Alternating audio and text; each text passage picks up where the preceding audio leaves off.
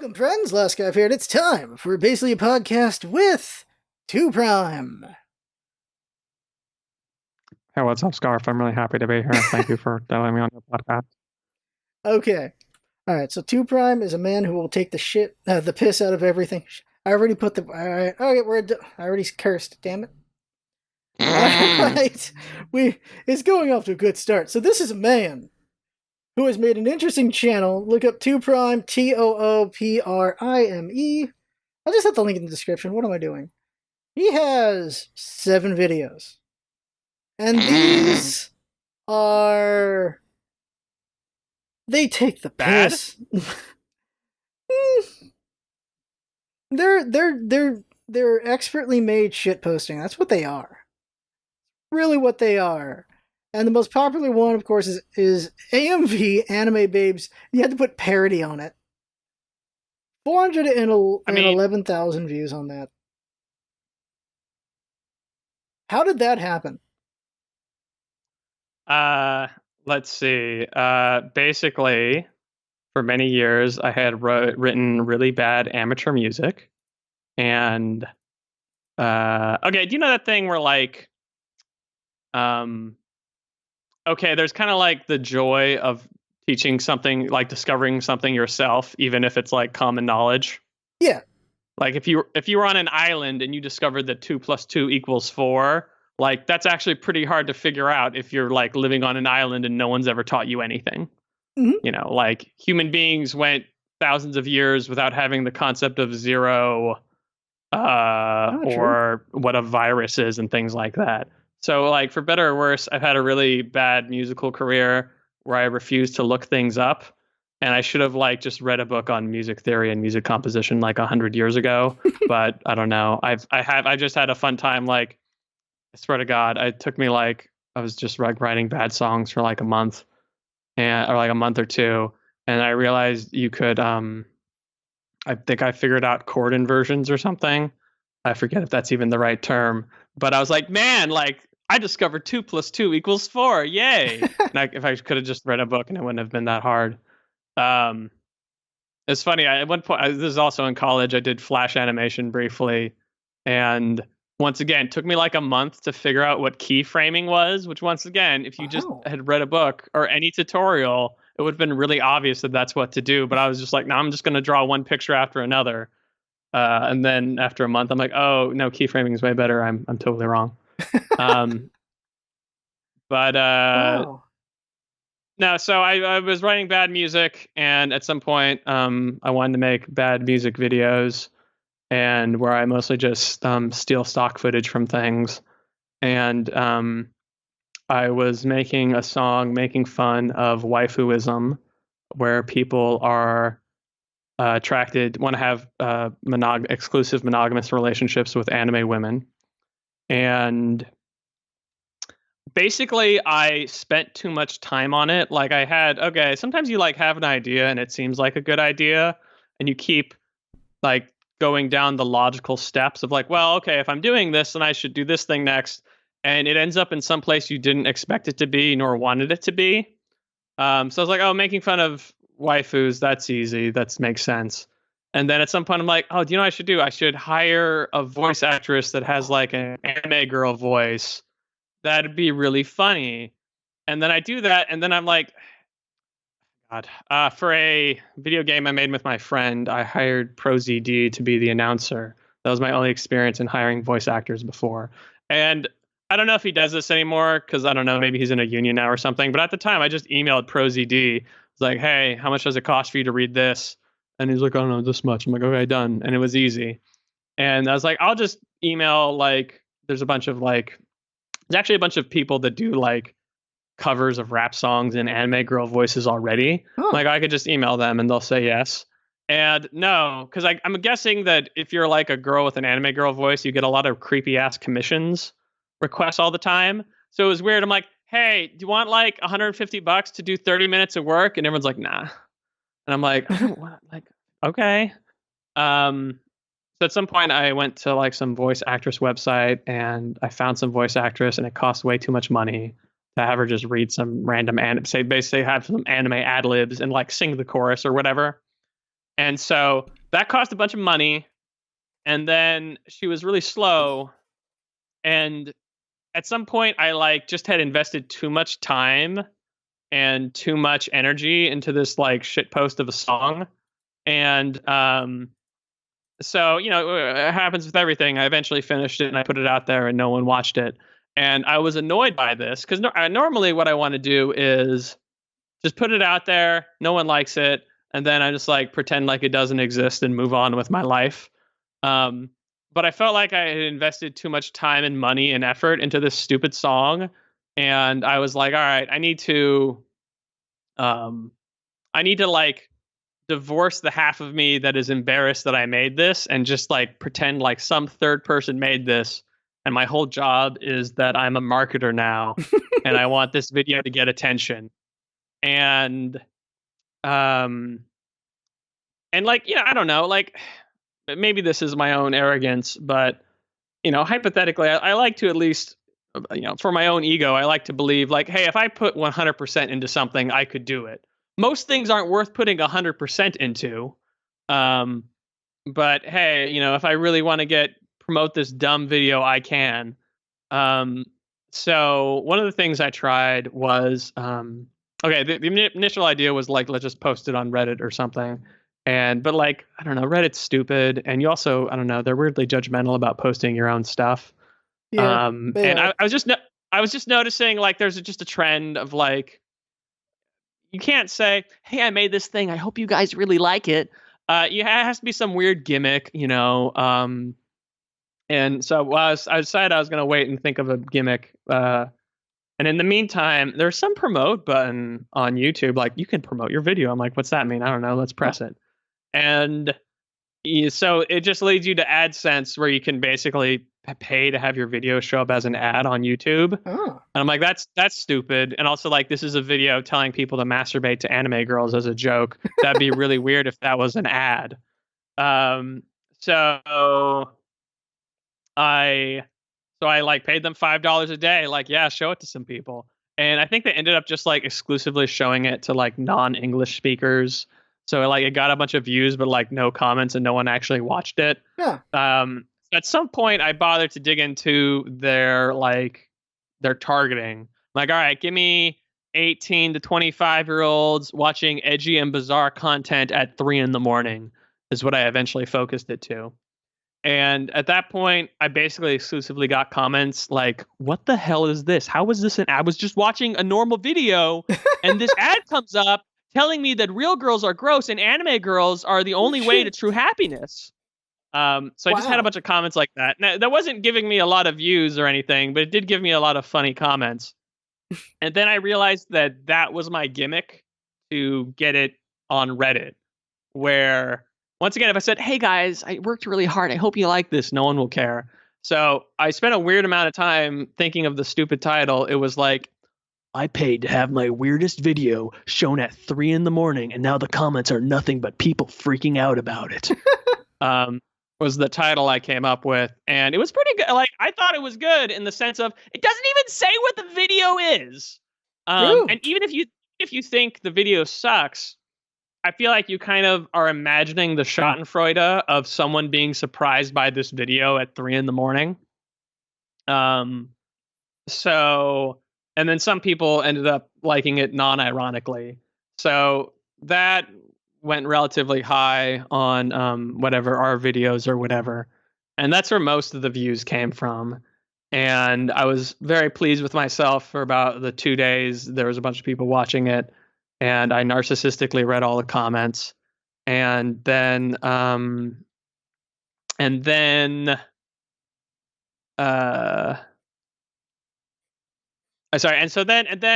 so what happened was I think, I don't know, I wonder what would have happened if I hadn't made it an advertisement.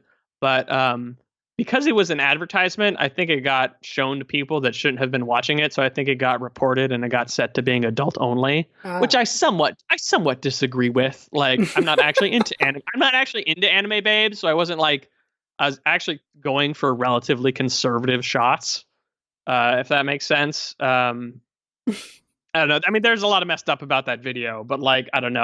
I wasn't going with like the boobs in the face shots, if that makes sense. Um, I have to trigger warning that video though, just thinking about it now. yeah, I don't know. Sometimes I see videos. I don't know. I've noticed it now. Sometimes I see videos that are like total BS, and I'm like, how is this not adult only? And usually it's probably just because it's not popular enough. But yeah, maybe I Yeah. could have put a warning on it. Who knows? But It, I, I just realized just thinking about it now, just like anyone who actually watches it, if you're not a fan of, well, it gives it away a little bit, but there's suicide in there. So if you're not a fan of that, just don't watch it then. But it's yeah, an amazing shit post. yeah, I don't know. I mean, I don't actually want to like trigger anyone with things. I mean, I don't know. I've shown that video to people I know that have tried to commit suicide, and they've Hmm. been fine with it. Okay. Um, but uh, yeah, I don't know. I mean, it was I don't know. I'm trying to.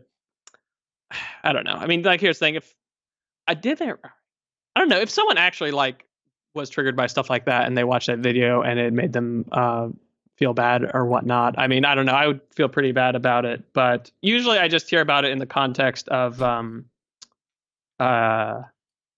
the context of usually other people being sensitive about it for other people, but like them themselves don't have a problem with it, if that makes sense. True, And yeah. in conclusion, it's probably good. It's adult only.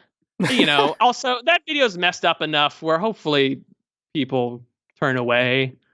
Not that I'm not tooting its own horn, but like I don't know. I was trying to, I don't know, It, make things for a non-child audience. Like I mhm. wasn't trying to pull punches. Yeah. Like a lot of people think that ending is the best part of the video, and I could see how it's somewhat borderline. Um, but anyway, yeah. So what ended up happening was a bunch of people watched it from Reddit, and it was very popular for like 2 days, and then it went back to zero again because I did not realize at the time that if you're marked as adult, that most YouTube views come from the robots on YouTube recommending it to people. Hmm. And if you're marked as adult only, it'll basically never get recommended to anyone. So it was very weird where I got like 250,000 views in like a week, and then it went back to like basically nothing again. Huh. And at some point, okay, I'm kind of old, so maybe I'd say like I'm too old to understand this, but apparently there are famous YouTube commenters, and so at some point Justin Y liked my video, and he doesn't make videos, but he has playlists of videos he likes, and he put it in one of his playlist of great videos, and it's still there. And that is the only way I get any views is basically people discovering it via that playlist.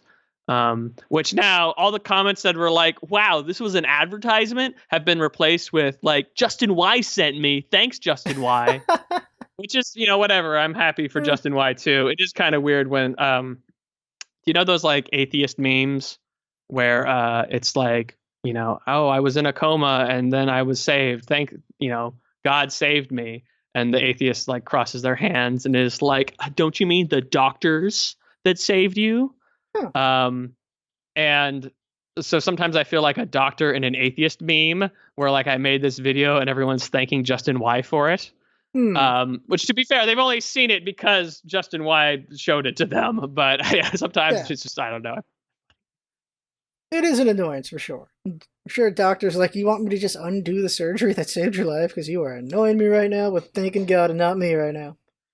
Whatever people can think, it's just but anyway, no, I've personally, I don't know, I think I direct messaged Justin Y on Reddit once or twice. I'm just like, hey, thanks for being the only reason I get any views on any of these videos. Wow. So anyway, I feel like 40K is pretty good for an adult only video because I did not realize how much I screwed myself. Yeah. But anyway, I don't know. I mean, that's just like, I don't know. But at this point, I think I make one video a year, and it's pretty fun just for like the 5 people that are into it, that are very excited that I'm still alive. But yeah, I don't know. Like, I mean, yeah, maybe. I mean, okay. The only thing that is bad about this experience is sometimes I'll click on bad YouTube videos and I'll be annoyed at how successful they are. Where it's just like, Yeah. here's a hilarious parody rap about video games. I'm like, man, how the hell does this have 4 million views? This is dumb. But I don't know. Like, I don't know. I don't really want to chase that dragon either. Like, I want to get popular on YouTube. Let's like make it for 8-year-olds now. Like, nah, who cares? Like, uh, I rather die in obscure. Like, I don't know. I mean, I like as much as I don't like. I mean, they're not like the highest quality things in the world, but like, I like their non punch pulley. I don't like how they're not pulling punches. At least, Mhm. uh, aggressively weird they are. Yeah, they are amazing in their own right. How about this? Like, you showed me your videos, Hmm. and I was like, what the like, just go with the main one, anime bitch. 400,000 views.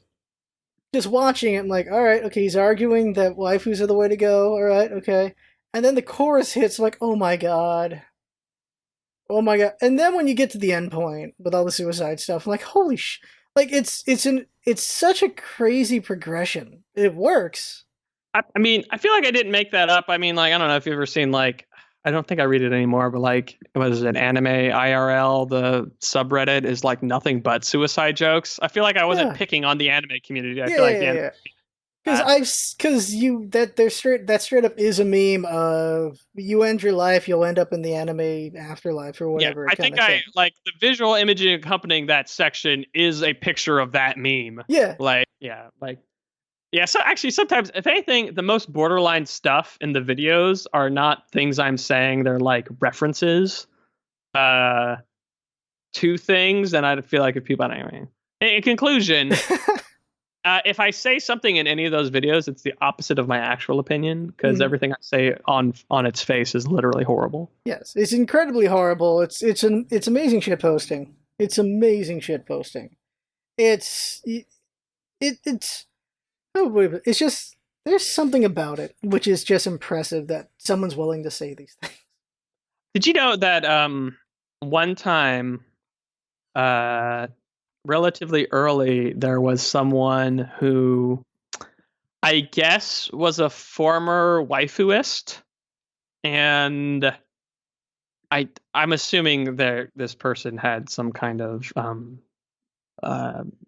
issue that I'm not going to speculate on, but they all right, like if you're like actually looking at a message for that video, it's clearly against waifuism because it's making fun of it. Yeah. That said, I don't know. Like, I don't know. Like, I wouldn't recommend waifuism to people, but if that's what made them happy, then I guess it's okay. Mhm. I don't think it's the ideal way to go, but Made you that know, penguin happy. yeah, the penguin was happy. The penguin's in the video. Oh yeah. I made a yeah the yeah. Sometimes people ask like, "Oh, you should make another one." I'm like, I exhausted every single reference I can make. Like, Mhm. that thing is needlessly 4 verses long. Um, but oh, okay. So if anything, that video is against waifuism, and I think that person, I don't know, could only just interpret things literally, or maybe they were doing an elaborate joke, but it seemed like too much work to be an elaborate joke. Um, he Hmm. commented on every single comment about how waifuism is bad and it'll lead you to go to hell. Wow.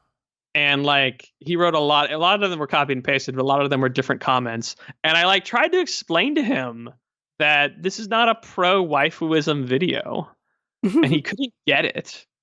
And I don't know. Okay, I will say actually one great thing about YouTube and negative comments is about half the time people with negative comments have their own YouTube channel where they post their face and themselves talking. And it's really it kind of confirms all the stereotypes I've ever had that like the mean comments are written by insane people. And just watching a video of them is like, oh yeah, this is an insane 14-year-old. I shouldn't be offended at all by their mean comment.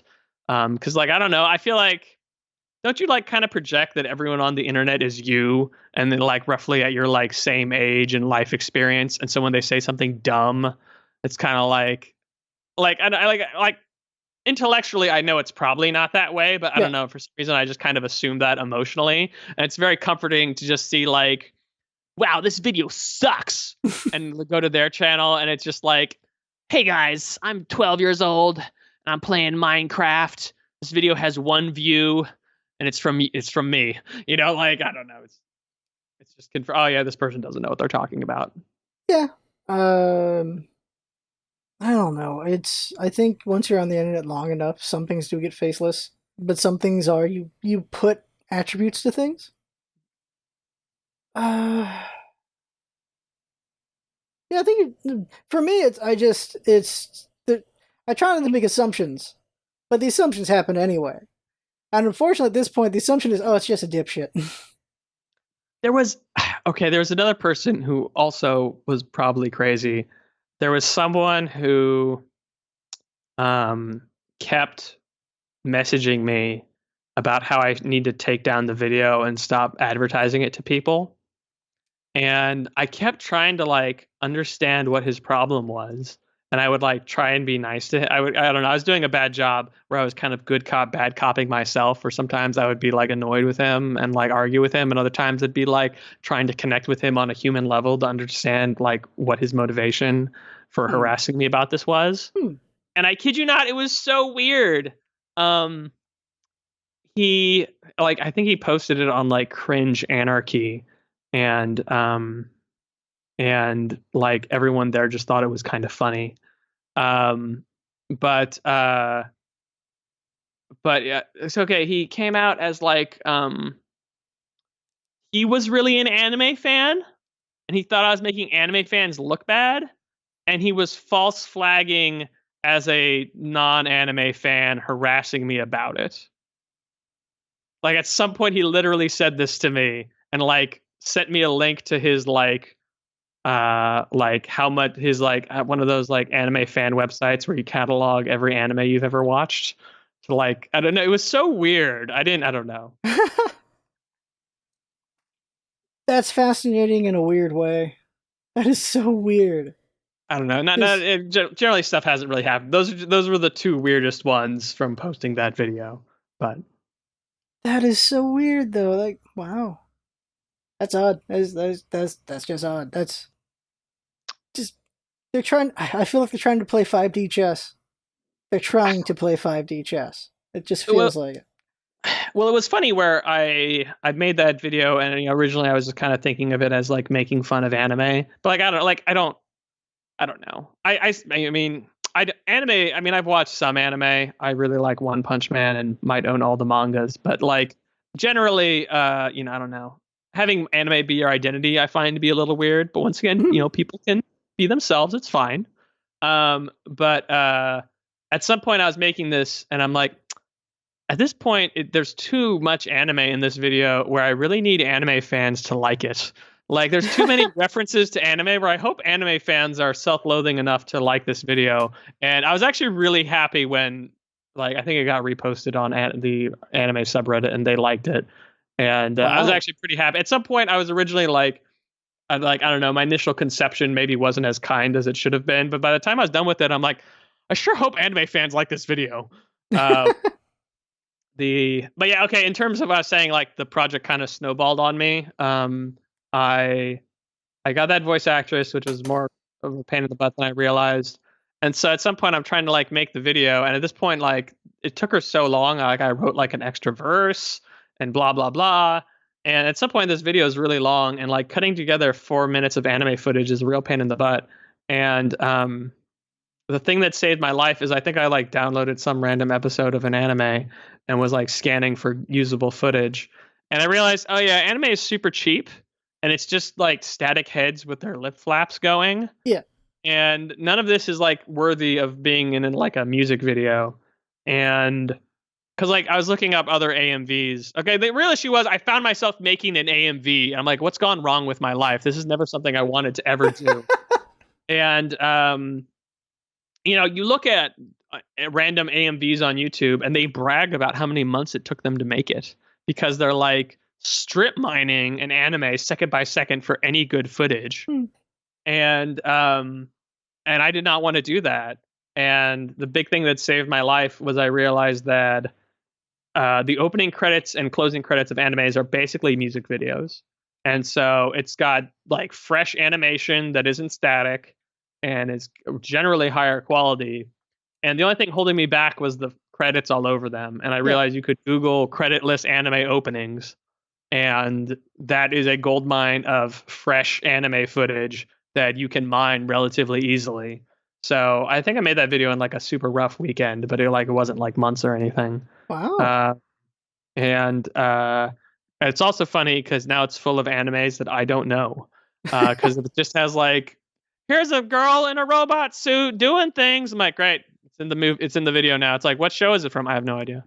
I think I went back and actually wrote down, like, looked it up just so I could answer people's questions, because they're like, who's that girl at 123? I'm like, I have no idea. It looks like some trash anime to me. It fit the footage. I put it in there. I don't know. It's funny. That is funny. But I don't know how to word this. I feel like there is a lot to learn from this conversation already. There's just advertising stuff, also just the commentaries you can get, and personally, I find this very useful information. Also, just if I want to do an AMV, just use the openers, because I never thought about that, because there's always the credits on them. But you can get creditless. That's impressive. I didn't even know that was. I didn't know this thing until I talked to you. I did not know that was a thing. It's like, well, that's kind of useful, because there's some pretty sick things you can see, slick things you can see in anime openings that could be really useful. It saved my life. That video would be impossible to make. Like, I explained that to people, and they like. It's funny. People will watch it and they'll like not even realize it's just shots from openers. Like occasionally, I put in something that I actually knew. Like I make some yaoi reference, and I just cut to that like scene of Sasuke and Naruto kissing because I'm aware of that one. So like I dug up that one in particular. That's not from an opening, but everything else was like whatever. I had a lot of time to fill. So I just, took footage from openers. What did I learn? I think, okay. I don't know. Anime. I think, okay, from like just scanning that, have you ever heard like, have you ever people talk about like male gaze in cinema? No. It's not, I'm not necessarily sure if I'm totally on board with this concept, but it's like, I think it's like some kind of I don't know. It's like the camera in movies or something will kind of have a like an objectifying perspective of the women it shoots. Oh, okay, okay. Yeah. Yeah, I mean, I don't know. I'm a guy, so maybe I don't notice it. Generally, that like maybe there's some examples that make sense. Like I don't know, maybe Quentin Tarantino and Feet or something like that. You know what I mean? Where but this, as a guy, it's not something I necessarily notice too much. I don't know, but I mean, I do notice like I don't know. I don't really care when HBO shows when there's just like needlessly gratuitous sex scenes that don't like advance the story. Yeah. But I don't necessarily view it from like a man was filming this perspective necessarily. But I remember when I was making that video, I'm like, man, this is maybe the one time I've noticed, man, there's some male ass gays in these videos. Like, it was funny where like I said, I was like, I don't know. I didn't like want that video to be hot, if that makes sense. Like I wanted there to be anime women in it, but I wasn't like, yeah. I didn't want it to be gratuitous. I didn't want the audience to be like sometimes videos are like, yeah, I'm into this and so are you. And I'm like, I don't like it when they have that vibe to it. And I basically cut every shot that was like that, where it was just like, man, here are these tits in your face. I'm like, I'm not putting this in here. That's funny.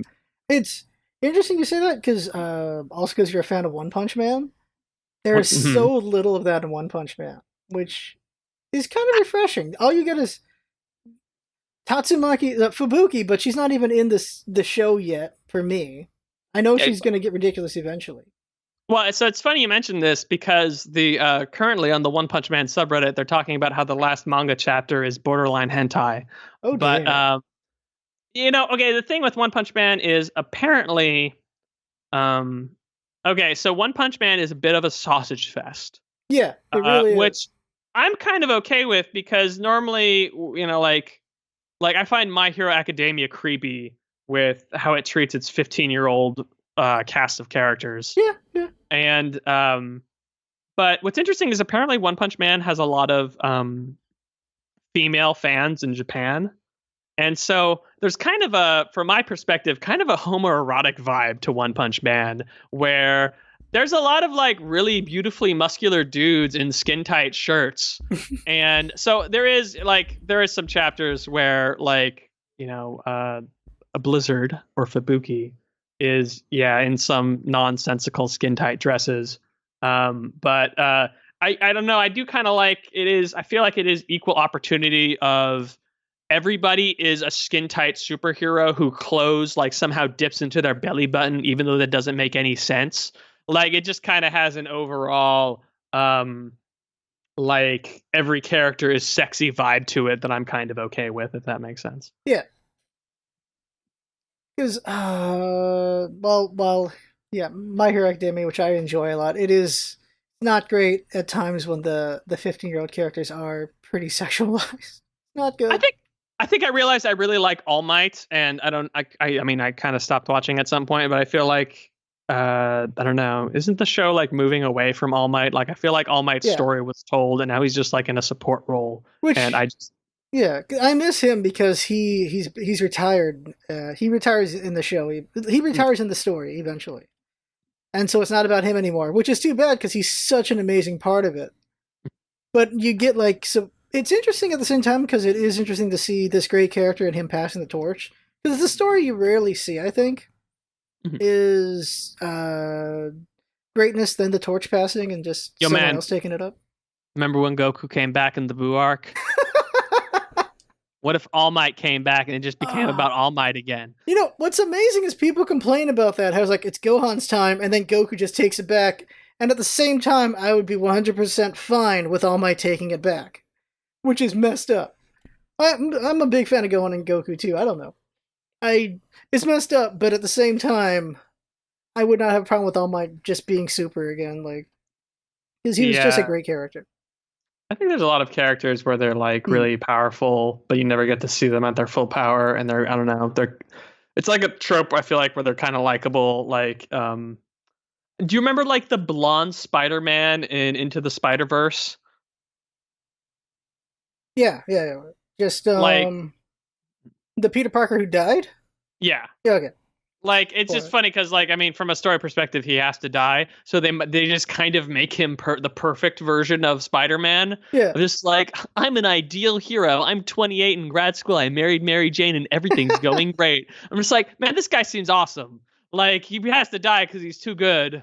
Like you can't have this character ruining, there's no pathos with this guy, but he's cool, too bad he died, you know. Yeah. Like That is a story that would be interesting, just seeing Miles raised by the perfect Spider-Man. But no, he had to die, which is dang it, too bad. And then he gets raised by has-been Spider-Man, which is still not bad because it gives that guy a story arc as well. Like,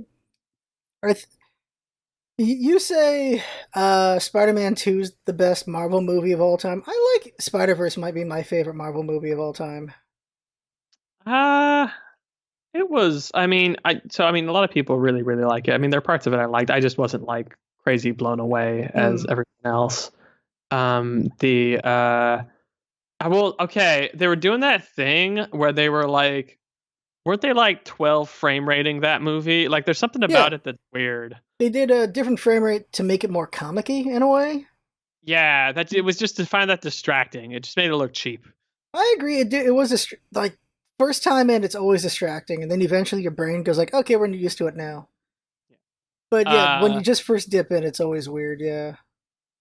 that like I don't know. Like, I get the joke, but like, I feel like also that pig and that anime girl were a little much in terms of just like uh you know making it more like a parody than like the story it was telling. I know um fans of Penny Parker hated that version of her because she's an actual character. yeah, and not just that like kawaii, Yeah, yeah, yeah. whatever. And then Spider Pig though is that Spider Pig as far as I know. Like these are actual comic books, Yeah, yeah. which is interesting, but it's also like what the fuck. So, Random thing aside is John Mulaney because he was the voice of Spider Pig. mhm. Is it was a secret project. They just told him be at this place. You're gonna do some voice lines. He meets Nicolas Cage and he's like, "What the hell are we working on? What the hell?" And he does all these lines. They tell him, "Okay, so you're a cartoon pig," and apparently there's a bunch of just uh, scenes of him just saying the F word and other things because he thought it was like a more adult cartoon because he Mhm. does like what Big Mouth and stuff like that. Mhm. So there's just a lot of cuts of just him cursing. He's like, "God, no! we told you to let loose so you can be funny, not so you just curse all day." The okay, I mean, this is a minor thing, maybe just because I don't follow Spider-Man that much. Yeah, But like, who's the big bad guy in that? Like the mobster-looking dude, Kingpin. Kingpin. So, is Kingpin supposed to be super strong? I thought he was supposed to just be like a fat mobster. Yeah, I think the idea is because he's so fat and able to move around in it, it made him strong. Okay. Because he's just got They, all that fat weight, it fat was just strength, weird. It was just weird when he was having like a legit fight at the end, and and not I'm like, getting winded. yeah, I was like, yo, is Kingpin like, is he like powerful? I don't know what's happening here. It's I like, don't know. Also, like, yo, hmm, his character design was a little too exaggerated for me. hmm, like Um, he's supposed to be like, I guess like a sumo wrestler. Like sumo wrestlers can be ridiculous. So I hmm. guess that's kind of like what he is, kind of. Okay, yeah, I mean, you can be fat and strong at the same time. I Yeah. just wasn't like, I don't know. It just seemed weird. I What I mean, found interesting is just the different character designs they had across the board. Like I thought that was at least cool. Where we get one Kingpin, we also actually, yeah, not the biggest fan of their Green Goblin in that universe. I think we see another version of Green Goblin as well from another I universe. thought maybe this was just random. I thought the best parts were when they just quickly flash back to like the people's backstories. Yeah. Like Over the Hill Spider-Man's backstory was super funny. Um, Freaking T.J. Miller. Yeah, there and was that's what. what Sorry, I watched that movie. Never mind. I But watched it yeah, too many times. I only watched it once, but in the theater. Like that currently you watch this 42 times meme. I've watched that 42 times probably. I watched Into the Spider Verse too many times. I've watched. Okay, what are some movies you've watched too many times? I've watched Into the Spider Verse. What about you? Just go back and forth. Okay, wait. No, it's gonna be hard. So like, it's weird. We're like, I'll like have certain movies that are like my favorite movies ever, and I've literally watched them once. Huh. Um, but okay, like generally, I when I rewatch movies is like when I'm dating someone, and I True. want it's like a good opportunity to be like, oh, here's movies I like. Like, let's watch them together. Like, you watch them for the first time, I'll watch them again. Is like the main context when I would rewatch a movie. Yeah. Like, okay, like I don't watch a ton of movies, but like when I do, I tend to watch like really pretentious movies so I can be like more like culturally well rounded. So Okay. like okay, for example, I watched an Ingmar Bergman movie called Persona from 1966, and I think that's a really great movie. Hmm. But that's not like a casual movie to watch. That's like a 100% of your attention kind of thing. Hmm. Um while like, I don't know, I've been rewatching Community because people are doing that for some reason, and Community's great. And I can watch it, but I can also play chess while watching Community at the same time. Yeah. Um but movies I watch too much. I've watched Scanner Darkly a bunch. Uh, I've watched the greatest Star Wars. Just to ruin your podcast, I've watched the greatest Star Wars film of all time, The Last Jedi, Oh my a god. couple times, several times. I Here bought it the is. DVD to spite people. I was at a wedding Ah. and we are having like a delightful brunch after the wedding, and I accidentally mentioned I like The Last Jedi, and two guys got in a fight with me about it, and I derailed the entire brunch fighting about The Last Jedi. And to be fair, there are many arguments why people don't like The Last Jedi. Their argument was because it was against men, which is one of the worst arguments. Yeah. And I bought, I really like that movie, and I didn't have I don't usually buy Blu-rays, but I bought the Blu-ray, and I saw one of those guys later, and I like, hey, look what I got. Oh, that's great. That's funny. That is the power of spite. Spite is strong. Oh man, just okay. We're going into this. Last Jedi is a good movie. I don't. It's not a bad movie. It's a good movie. It's great. It's good. My okay. Real quick, just because it'll lead back to it. How did you and I meet? We took an improv class Mhm. independently. We just both took this improv class to meet girls. There were Okay, no girls. okay. So on one hand, this is true. On the other hand, just to defend myself, wait, did you really think there were gonna be girls there? No. Okay, all It right. was, I hope there's girls, but this should be fun and it should help me with my YouTube career. my friend suggested, like, when I was complaining about girls like normal, like, maybe you should try and meet more girls in real life. Maybe you could go to an improv class. And I was like, man, there are gonna be no girls there. Like, but just like the chances of just like, someone in your general demographic who happens to like you is just so low. And it's like, oh, that's like a lot of money and a long commitment to just roll the dice on will there be girls at this improv group. Like that's it. I think like if you got super into improv and like integrated yourself in the community, like yeah, you probably could make, you have a decent chance of like at least making friends. Yeah. But like, but like it's a really big commitment to just suggest. But anyway, but yeah, so like I think after that I was like I should maybe do that, although going for girls would be stupid, and it was more just in the back of my mind. It's like, yeah, see, there's no girls here. That was a sharp. All right. Yeah. Okay. Yeah. Just mentioning it. There were girls. They were all in their 80s. And then there was okay. But like married with 3 kids. Yeah, married with 3 kids, without naming names. Like I still remember all their names because of that game we did. But married with 3 kids, also married, 80 years old, 60 years old probably. Just nowhere in the realm where we could date anyone. And we did this improv thing, and improv was really fun. I enjoyed it a lot, and we had some pretty good sketches together. Not sketches, but setups together. And we did our big show at the end, and mine were amazing. I will say mine were amazing. Yours was miserable. You hated you so much. But after the show, everyone's just hanging out and talking. And it was like maybe like 8 or 7, I forget. Because they were doing other shows too. And we were just talking, and it was a big group of us talking, and then it got smaller, and it got smaller. And then it was just you and me talking. And for some just random thing happened was someone comes up to us and asks for dog food. That was weird. Yeah, that was weird. So I was like, can you get some dog food for our dog? Like our car broke down or something like that. I'm like, all right, well, they're not asking for money. Let's go get some dog food. We walked to a Walgreens or CVS or something like that, or Rite Aid. One of those. They're all the same thing. One of those, we got them dog food. And then we just talked for like 2 to 3 more hours inside the Rite Aid. It was cold. Yes, it was. So that was the thing. And it was like 1 a.m. I'm like, all right, okay. We've talked for like 6 hours. I'm pretty sure we'll talk again. So like, I'll just call you tomorrow, or we'll hang out sometime. And that's what happened. But we talked about so many things, and at some point we got to Star Wars.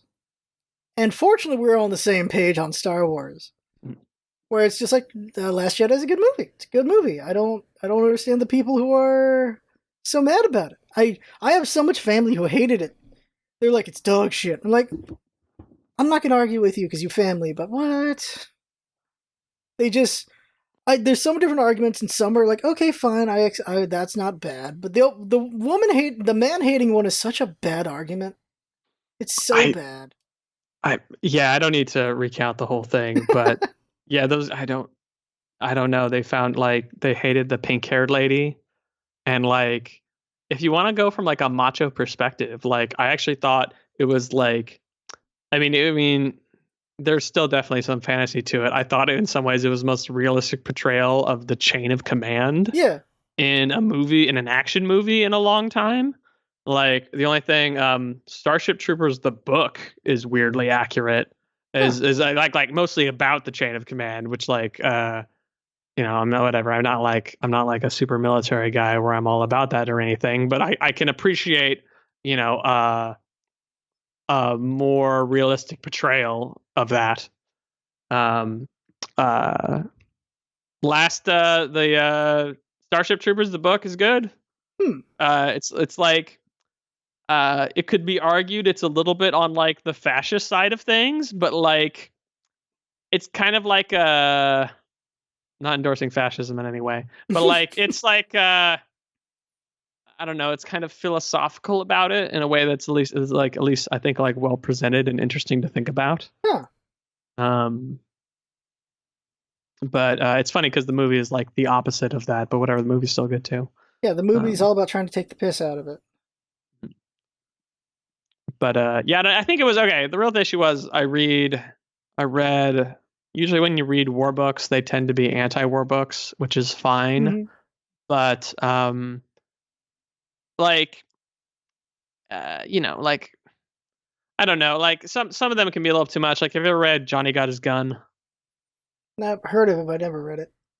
Yeah, I don't know. For some reason, there's a movie, and it's inexplicably the plot of the Metallica song One. Oh, really? Okay. Yeah, but anyway, so Johnny Got His Gun is pretty good, but like it's got a very preaching to the choir anti-war aspect to it. Like, it's just like we're just gonna beat you over the head with the horrors of war until you think war is wrong. But I feel like it doesn't address like the counter arguments. Someone who's not like no one's pro-war, but just like, oh, there's like situations where it makes sense, kind of thing. They're not really addressing those concerns to those people. It's more just reinforcing people that already are like emotionally disgusted by war, and it's just like doubling down on that. Yeah. And like Johnny Got His Gun is still a fine book, but I don't think it's changing anyone's mind. And actually, okay, the book that is actually best about that is actually Slaughterhouse-Five. I really like. Vonnegut. Yeah, I don't know. Like, I mean, I kind of didn't read Vonnegut for a long time because the people that liked him were kind of like edgy 8th graders. Yes. And I just kind of assumed it was bad by association. But no, Slaughterhouse-Five is actually amazing. I'm sure his other books are pretty good too, but when I tried to read them, it just like he's got a good tone, but when it's like that in like every book, it's like, all right, I get it already. Yeah, you have to be a Vonnegut fan to like Vonnegut books, honestly. Yeah, but you should read Slaughterhouse-Five, and like it works really well. But yeah, the argument I really like in that one is, that book opens with him talking to someone about writing the book, and he's saying, I'm writing an anti-war book. And the guy is like, why don't you just write an anti-glacier book? Which is honestly kind of my opinion. Like I'm the glacier guy, where it's just kind of like, look, conflicts is gonna be inevitable, like just being a pacifist is too impractical. Like that's kind of more my perspective on things. I'm not pro-war, but maybe I'm anti-war or something, like more of a practical, moderate aspect to it. And so without getting into the plot of that book, the philosophical argument that book is making is that is a deterministic perspective. And I don't like to think of myself as a determinist, like someone who doesn't have free will. So hypothetically, if humans have free will, then we hypothetically could overcome war at some point as a species, which maybe, that's somewhat high-minded, but it actually does address the concern I was making of like being like war is inevitable and being someone who believes in free will. Those two positions are contradictory. And so usually if you can point out how someone's own opinions contradict themselves, that's more convincing about how they're wrong than just like reinforcing your own side to death. Yeah. So I really like Slaughterhouse-Five. I mean, it's a good book on its own, but I thought that was actually a very clever theme. But so Starship Troopers is fun because it's not like, like if there's like of the pro-military books in the world, I feel like they're just like Tom Clancy books kind of things. And they're not really approaching it with like the same like philosophical rigor as like some anti-war books are. So like Starship Troopers is the most like compelling pro-military book I've ever read. And it was just refreshing to read one of those that wasn't just kind of like oorah patriotism. Whether it's right or wrong, I thought it was at least cool. Wow. And what's the other one?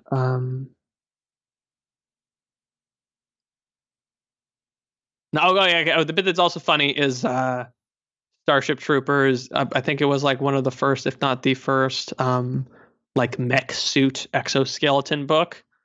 So it's super funny because they spend 2 chapters explaining what an exoskeleton mech suit is. And then actually one of my favorite books is Forever War. So Starship Troopers is the 60s. Forever War is like is in the 70s or something. And it is it's technically an anti-war book, but I think it's broader than that, and that one's also fantastic. Where regardless, I recommend that one a lot. But Forever War, there's also mech suits, and I thought it was really funny. Where there's about one sentence where it's like, "Yeah, you read Starship Troopers. There's mech suits. You get it."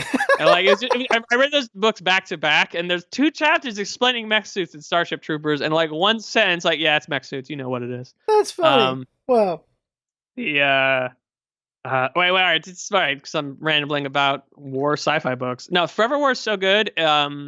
It's about this dude that goes on a he goes on a military campaign on another planet to fight some alien conflict, whatever. And so he comes back, and it explores it explores a concept I haven't seen a lot of, which is like time dilation, right? Yeah. So he goes on a campaign, and he comes back, and it's like 30 years later. Hmm. And every time he goes on, and he comes back, and like, okay, what it's really about is it's about the experience of being a soldier that went to Vietnam. Or like, let's say you go out to Vietnam, in the mid 60s. And when people think about the 60s, like the cultural changes of the 60s, that's like 67 to 69. If you're 1964, 1963, that's the 50s. It's still the 50s, like culturally, what we think about as the 50s. So if you go off to Vietnam, for a couple year or a while, and you come back in 1971, you'd be like, man, what country did it? Well, like, I left the 50s and I came back to the 70s. It's kind of the vibe. Like the country I was fighting for isn't even here anymore. Huh. And just how alienating that would be. And also, post Vietnam was weird because for some reason people took it out on the soldiers. Mm-hmm. So it's like, man, I come back to my country. It's totally different. No one likes me. Like, just what a weird experience that is. And so they explore that in sci-fi using time dilation to do the same thing, where he goes off and fights in some campaign on a different planet. He comes back. It's like 30 years later. The whole world is different. And it's all weird sci-fi now. And actually, one of the aspects that was funny was like he like, okay, they're getting paid for 30 years, so they're rich. But because I think it's based on the 70s, there's like just like a bunch of hyperinflation, and everything sucks. And they say he's just like, man, screw it, I'll just go back and do another campaign. And so the structure of the book, it actually kind of becomes a time travel book where every campaign he goes on, they invented better ships in the last 30 years. So the next campaign's 150 years. The campaign after that is 1,000 years because they just go farther out at faster and faster speeds, and the time dilation gets worse. So that's a very, like I said, I mean, that is, it's definitely on the anti-war side of things, but I thought it was more, I appreciate it as more of being trying to capture that really alienating experience of coming back to just like what seemingly is a different country. So Forever War I thought was dope. So at one point I just read like a bunch of Hugo Award-winning sci-fi books in a row, and that's where I read all these random things. But I think that's about it. I can stop. Well, that leads us into interesting things like time dilation is really rare. Like, what else does it? Journey to the Planet of the Apes, or whatever the first Planet of the Apes was called. Mm-hmm. That one does time dilation, and well, because he's like he's in space and he just comes back. He's like, oh shit, things are different. Isn't that what it? Okay, I never understood the plot of that. I thought the plot was they were intentionally time dilating themselves, or that they were intentionally that depends, like the original one. Yeah, the original Charleston Heston one. Yeah. Okay, I thought they were intentionally doing that, and they were gonna like send data back or something, and then I could be totally wrong. And then but for some reason they think they're on a different planet, and then it happens to the Earth. But like I was confused. I can't remember if they're actually trying to go to a different planet. I thought they were just there. No. The whole time Charleston Heston knows he's on Earth. Because he's trying to prove that humans existed first and they had civilization first. because he's like, what the hell happened to Earth? That's his whole thing, and he does a lot of trying to find shit. Like at the end of the movie, before the Statue of Liberty, he finds like a doll, like a human doll that says "Mama" or something like that, and it just blows all the monkeys' minds. They're like, oh shit, who would make what monkey, what ape would make a human doll that says "Mama"? That was the whole thing that blows their minds. Like it blows Dr. Zaius' mind. He's like, oh, we have proof that we weren't the first ones here. And then they destroy the cave, and then we get Charleston Heston's famous ending. So he knows it's Earth, but he doesn't know what happened. And then he finds the Statue of Liberty. He says, "You maniacs, you blew it up." Like So like he knows it's Earth the whole time. It's just he doesn't know when. I think he thought he was in the past or something. Why didn't he just figure? Oh, maybe. Okay, I could see him. Okay, yeah, I was gonna like. Why wouldn't he just assume that Like, he's in a sci-fi film in the '60s? Of course, it's new. Or like that's the plot of every. Like, would that have been obvious to him? I don't know. Like he's trying to figure out when in Earth he is, because he knows something happened with time, but he doesn't know if he's in the future or the past or whatever. So he's trying to figure it out, and then he finds that cave with old Earth shit. And then remember in the sequels when he goes underground and there's a bunch of humans with giant brains? Yeah, and then that was weird. He ends it all. He kills the entire planet, and then they somehow make a third movie. He's like, oh hey, these guys figured out time travel. That said, yo, remember the 2001 Tim Burton Planet of the Apes? Yes. That one is time travel through portals. Yeah, that was a wormhole thing. Yeah. I've never seen what's that Chris Nolan movie? I was thinking of it earlier when you mentioned Time Dilation too, because that has it too. Which I might be a spoiler. Interstellar. Yeah, Interstellar. I've never seen Interstellar, but I bet that's what Interstellar is about. Yeah. Okay, then I just spoiled a bit of it because yeah. I mean, I don't know. It's about black holes and wormholes and stuff. Those are not going to be time dilation. Mm-hmm. Like time dilation is just such a rare thing. I've only seen it once in anime, and it was called Whispers of a Distant Star, which is what? Sorry, go on. Interesting thing about that is I saw that when I was in high school. It was really good, and it was the first. It's a guy who made his own anime. He drew it all. He did the music. He did the whole damn thing himself, and then he just hired some girl to do the voicing for the anime girl in it. And it's about time dilation, where it's like this high school girl, because apparently only anime high school girls can pilot these mechs, and they go to like Mars and Jupiter and all this shit. But they can still do like text messages. It just takes years to go back to Earth. So while she's still a kid, like while she's still a teenager, the guy that she was dating is growing up and gets these text messages randomly. Just like, hey, how's it going? I know it's gonna be like you're gonna be like 20 something when this message gets to you. Fighting these aliens on Mars. It's pretty shit out here. I miss you. It was like that's such a weird concept. Mm-hmm. It's the first thing this guy made. And he keeps making these interesting concepts with some romance in it. And he made Your Name, which I don't know if you're familiar with Your Name. Is it the piano one? I don't even know. I still haven't watched it because I just haven't watched it, despite the fact he's one of my favorite creators. The film, the anime. Okay, yeah. Which I think broke all the records. I've never watched it, but NPR I think was even pitching this movie. I remember that was a thing. I've watched a lot of his films. I haven't watched Your Name. There's weird mental reasons why I haven't watched it. But I was just blown away. Like, wait, this guy from like 20 years ago, where he's like this, he just funded everything himself and just really wanted to make an anime, and he's here making the highest grossing thing ever, the highest grossing anime ever. It's like that's something else. That's interesting. I just want to say that I like that you said Your Name, and I thought Your Lie in April was what you were referring to. That's what I meant, like the piano one? Your Lie in April, shit. Yeah, there's always that one like prestige anime that shows up every year. I will call it Prestige. I was gonna The Prestige by another no. I just want to say that do you watch Rick and Morty? Yeah, I haven't watched. There's a Prestige joke in season 4 that I thought was so funny. It was such a funny Prestige joke. I'm up to season 3. I have not watched any of season 4 yet, and it's been a while since season 4 came out. I think. Yeah, it came out maybe a month or two ago. Okay. The last thing on time dilation. You know Queen, right? The band? I guess that's the only queen when you think about it. So So you know the guitarist, right? Brian May. yeah.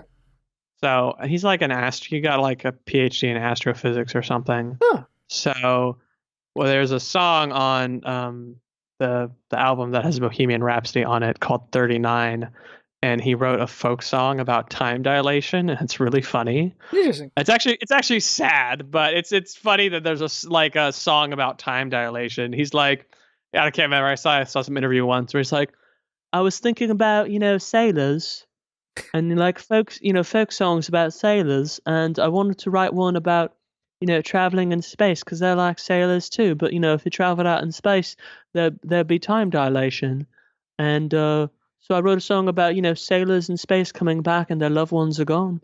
And I just found that explanation really. It's a good song and it is about time dilation. But actually, wait, also I forgot. I made Beanball. I was gonna mention it at some point. Beanball is a video game I made with my friend, and I added. It's an abstract game that shouldn't have a plot, and at some point I added a plot as a joke. And I low-key ripped off the Forever War for the plot, so that also involves wormholes and time dilation. Yeah. Like, I'll mention that really quick. I'll put the link in the description too, for YouTube. You made a game with a friend called Beanball. It's a Flash game. It's on, was it ARM? I can't remember the name of that It's website. on Kongregate. Congregate's shutting down. It's lame. What? Congregate's shutting down? They're not accepting new games anymore. I didn't know that. And like it's Congregate, and then what's the other one? Armored Games or Night Games? Congregate. Oh, it's just Congregate now? Wow, they're all going away, huh? I don't know about Armored Games. We never uploaded it. Oh, okay. So it's on Kongregate. And I didn't know they're going away, but so play it now while you got the chance. I mean, I think the games might exist. You just can't like upload new games to it anymore, and they're like shutting down their social side. So just it's whatever traffic they had is probably going to evaporate. I think they're just focusing on mobile games or whatever. Weird. Because apparently Flash games are dying. I mean, I don't know if we're Flash. I mean, I think we made it in Unity, so who knows? But okay. I think for anyone, they just assume it's all. They just call it Flash, even though they don't. That's not what it is. Like it used to be like Shockwave games, and they just became Flash games. So the Shockwave is Flash, and I don't know my history anymore. Go play it. It's a fun game. I like the concepts of that game. I really like the concepts of that game. And then the Dark World version is like, oh, these are even more interesting. And this is the one where you got ProZD to do the voices. Yeah, correct. Or he'll say like Beanball. We made him say icy hot balls. Yeah. That was the level name. Actually, okay, I'll say, I don't know. Have you ever hired a voice actor for anything? I have voice actor friends, but I've never hired them.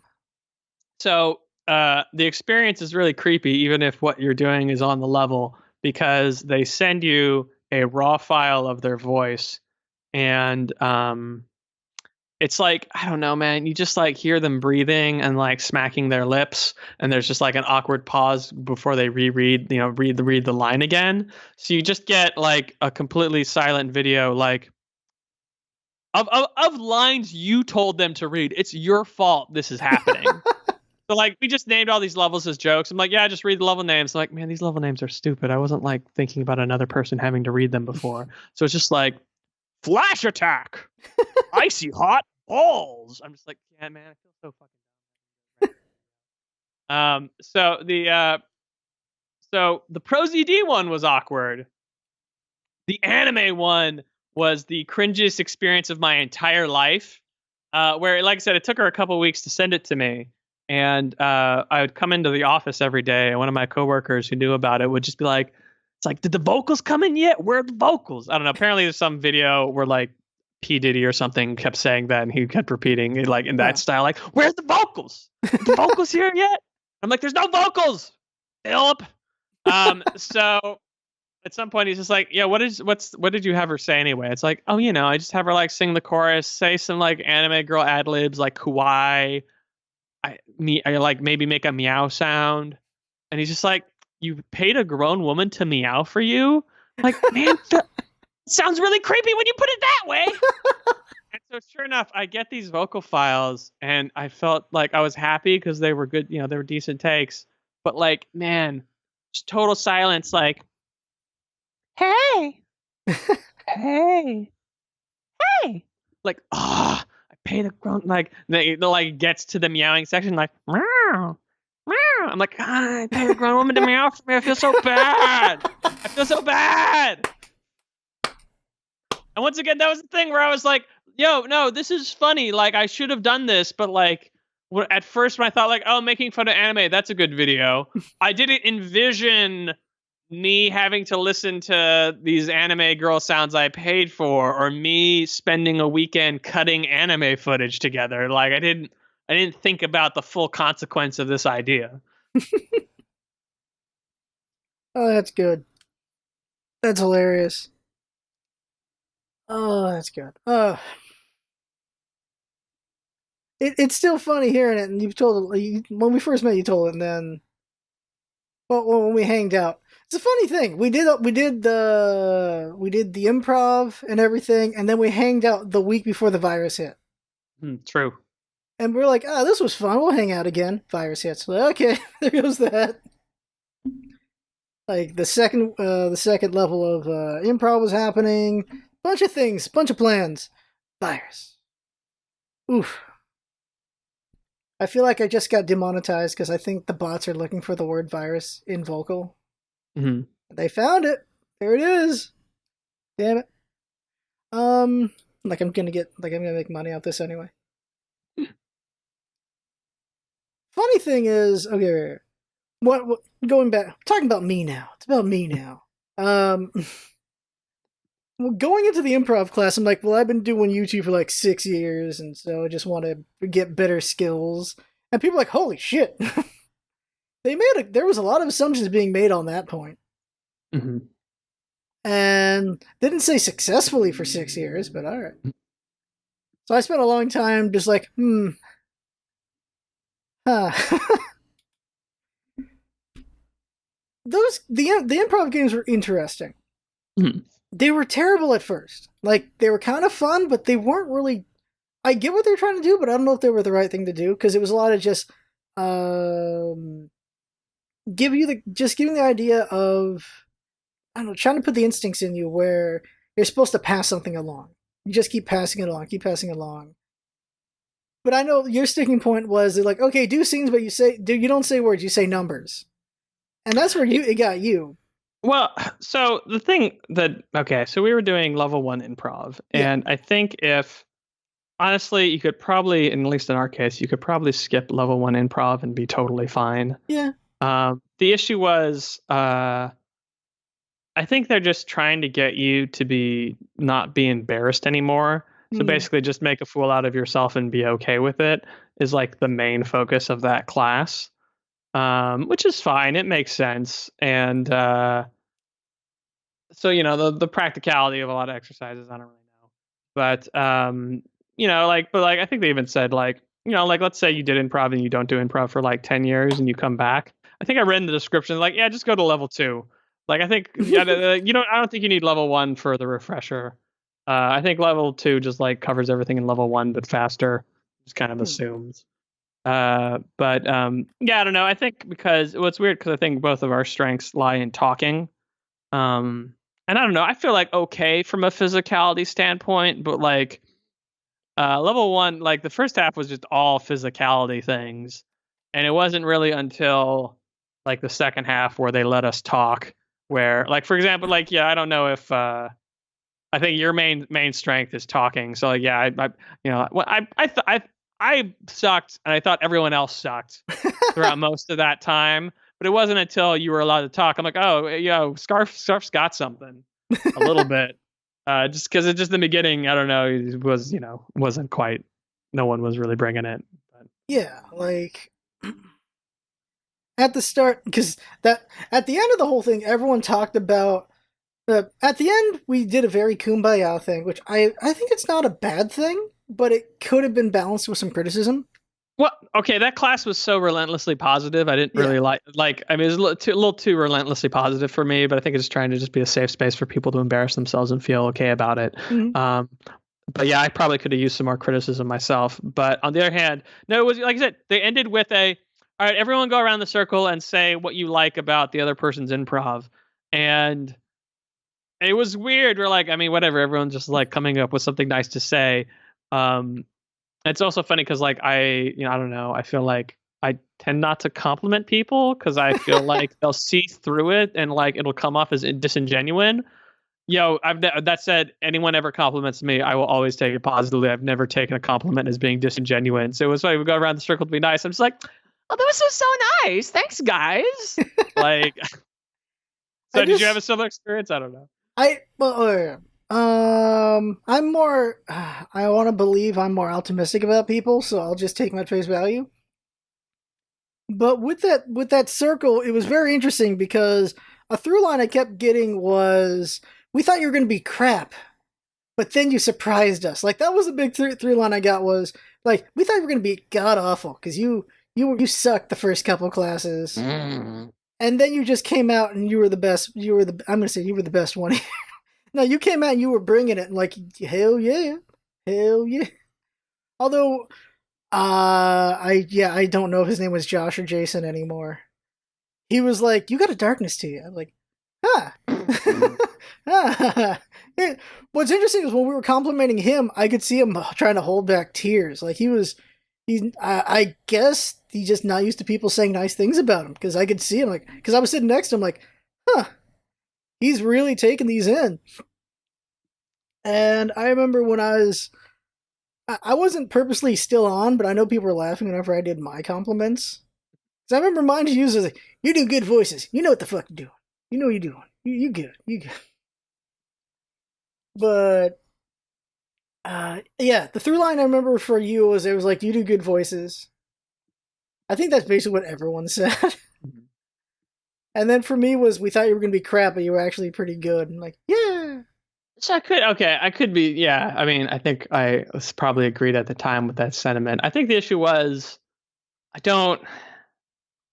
because like the first half was like all physicality. Yeah. I think you just have like an awkward presence. Mm-hmm. If that makes sense. Yeah. Just like, you just kind of like stand somewhat straight and like, you don't like go into a physical situation like, you don't look like you belong, if that sense. So like the entire first half is just like, I guess I'm doing this was like kind of your vibe. Yeah. But when we got into the more talking stuff, like the quick-witted stuff, we were much better. And it's like, oh yeah, no, yeah, he's got it, you know. Yeah. Yeah. Yeah, it did rely on us trying to figure out our own weaknesses, though, for sure. Because that was definitely, we weren't getting criticism, so it was just figuring out weaknesses. Like mine was, I think my greatest weakness was, well, finding the footing first. Once we find the footing, I was good because there was that camping one, which wasn't great until she figured it out. And then I'm like, oh, okay, this is what we're doing. Probably the first step can be bad unless I figure out the idea real quick. And then the other weakness for me is, then again, it's supposed to be what it is. I get real absurd real fast, but I think that's a strength. But maybe it's not. I don't know because it really felt like our teacher was really pushing for how not being absurd at all can be really good. She was really pushing for that, so I guess that's just her brand that she likes. Oh, okay. I don't remember her necessarily pushing that. I remember I commented that once. Okay. And just in the sense of like the absurdness will come just because you're making it up. Yeah. It's when people force the absurdness where I think my example was just if you just open a scene with like, hi, I'm an alien with 4 butts. Like you're just trying too hard. Like it'll get weird eventually no matter what. Yeah. Let's just get it going normally and then it can get weird. You know, you don't have to like the first line out of your mouth doesn't have to be the punchline of the whole scene. You know, you can get there. Yeah. I will say you were pretty good. I've already said that before. I think your only bad one was the one you hate the most. That was the only bad one in my opinion, and that's because you didn't get to start that one. I think when you got to start and you were doing pretty good, or the ones we did together. I forget who started, but we did pretty good together. I just did the weird. I don't know why we remember the plots of random. I think you're supposed to forget improv bits, but for some reason remember. Your camping bit that was good was it kind of started off rough, and then the other person was like you guys were dating, and it's like I have something to tell you, and she was like breaking up with you or telling you about how she was cheating, and you just incorporated it in a positive way, and that was a pretty good bit where it was just like just like I'm pregnant, like wow that's great, and it's like, and do you know my coworker Steve, and it's like it's like it's his baby, Steve's having a baby too, wow what a coincidence. Yeah. A good bit. Yeah, my one that went bad was okay. I think the issue was because we were in the basic one, the super basic one. A lot of our suggestions were basically full, like a little more baked ideas.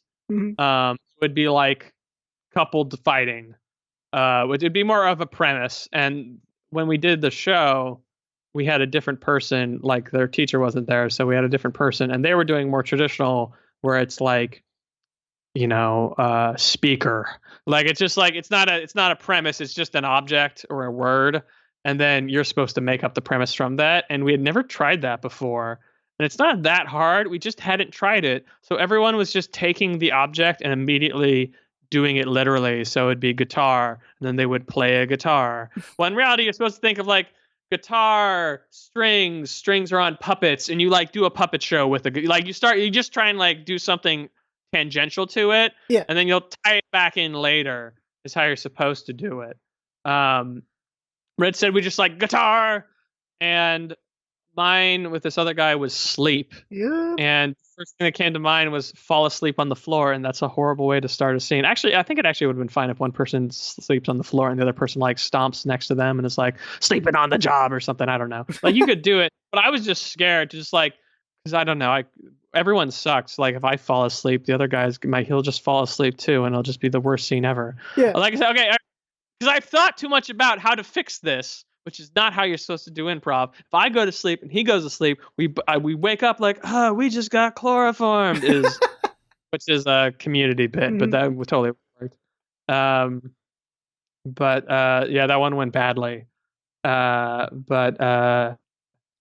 was it? I feel like it's because she said, if you don't know what to do, just dance. And he took that literally.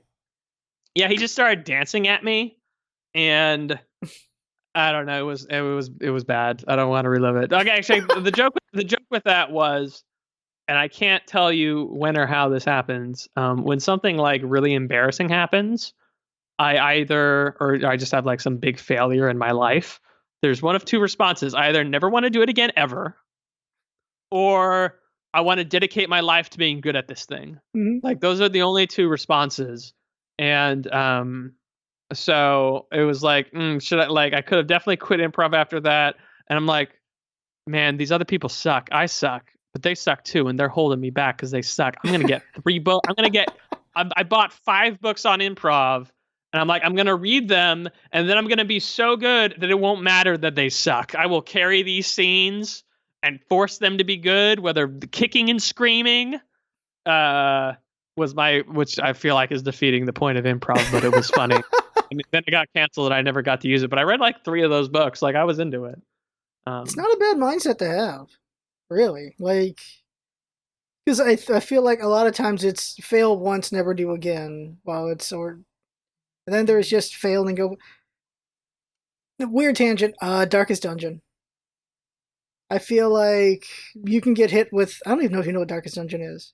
I don't. So Darkest Dungeon is a game that uses morale in an interesting way, where you're just these.